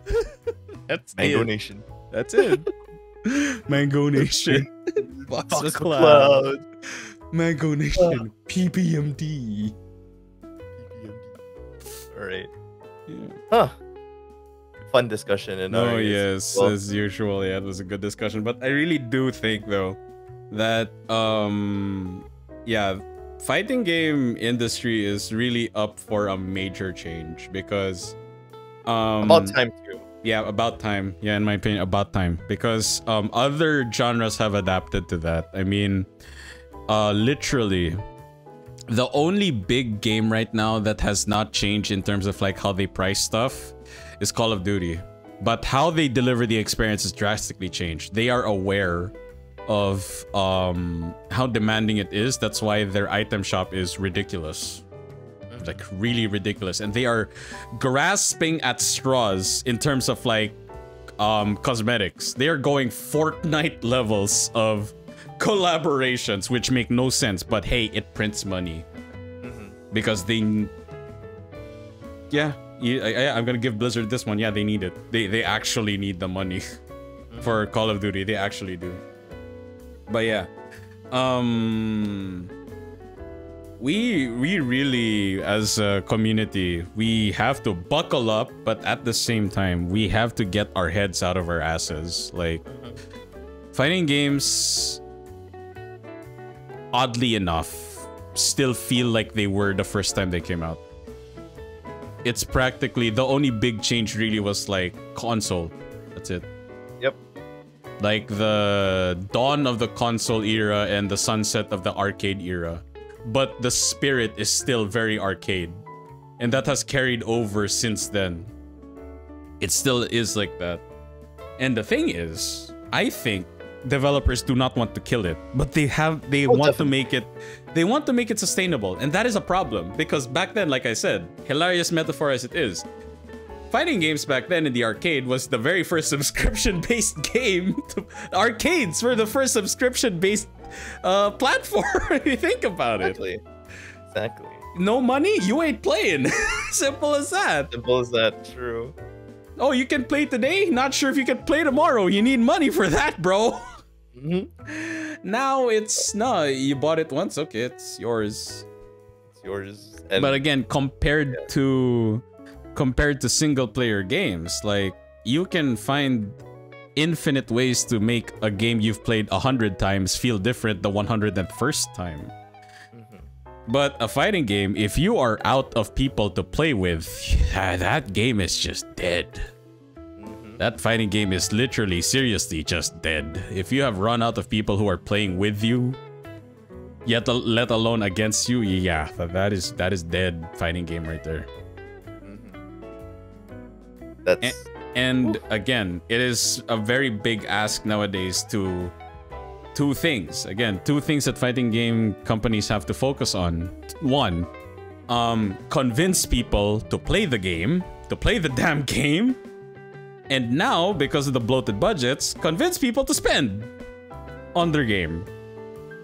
Right. And the secret third layer, maintaining the game so that both of their main 2 points can be maintained. Because again, that is what killed so many games over the past few years. Just having a shitty netcode and the developers giving up on it. You have many fun titles to play, not even just fighting games, other genres of games. That the community is still alive and kicking. And yes, to give an example, look at Titanfall. The Titanfall community is still alive and kicking, but the game's dead. Because EA and Respawn just doesn't give a shit anymore. It's, oh wow, didn't think about it that way. Oh. Yeah, precisely. You look at, that can be the future. That is a very dark future, but I am painting it that way. That could be very well the future of fighting games if we do not change both the industry itself and the community itself. The industry has to make it much more efficiently, okay? Efficiently sustainable. And the community has to be a bit more understanding towards the industry as a whole. That's true. Again, also, yeah? Yeah, Inari, just to, whatchamacallit, my internet's kind of cutting off in and out, so I don't know the stability of my Discord for the next few minutes. Oh, okay, we're ending already as it is, so yeah. Okay, just in case. Yeah, it's all good. Yeah, hopefully it doesn't go the way it did other games, like, yeah, just to point out Titanfall, for example. But man, that is still a possibility. That is still a very realistic possibility. That can happen. Anywho, that's it for episode 40 of Shrine Talk. And again, Blue, thank you again for being my guest for today's episode. This month's episode, rather. And before I end stream, would you like to, as usual, the red carpet is yours if you want to tell the chat anything like when you are streaming next or whatnot. I have a new video out on YouTube. Upcoming new video project will be coming out in 2 weeks. So if you guys haven't checked out my YouTube stuff, I've been working towards growing my YouTube. So feel free to make sure that you guys like, comment, and subscribe on my future videos. That's it. There you go. And of course, for those who are not following Blue's channel yet, what are you doing? What are you doing with your life? Quality of life change right now. Follow and follow Blue on Twitch. And of course, I'm pretty sure on his page you can find links to his Twitter and YouTube. So yeah, feel free to do that. As for yours truly, I will be taking a break after the stream. I will do a chill stream later on in the evening. All right, we will see you in our respective streams. Goodbye, everyone. We will see you all next time. Bye, Chumbas. See you later, Foxtrots. Bye.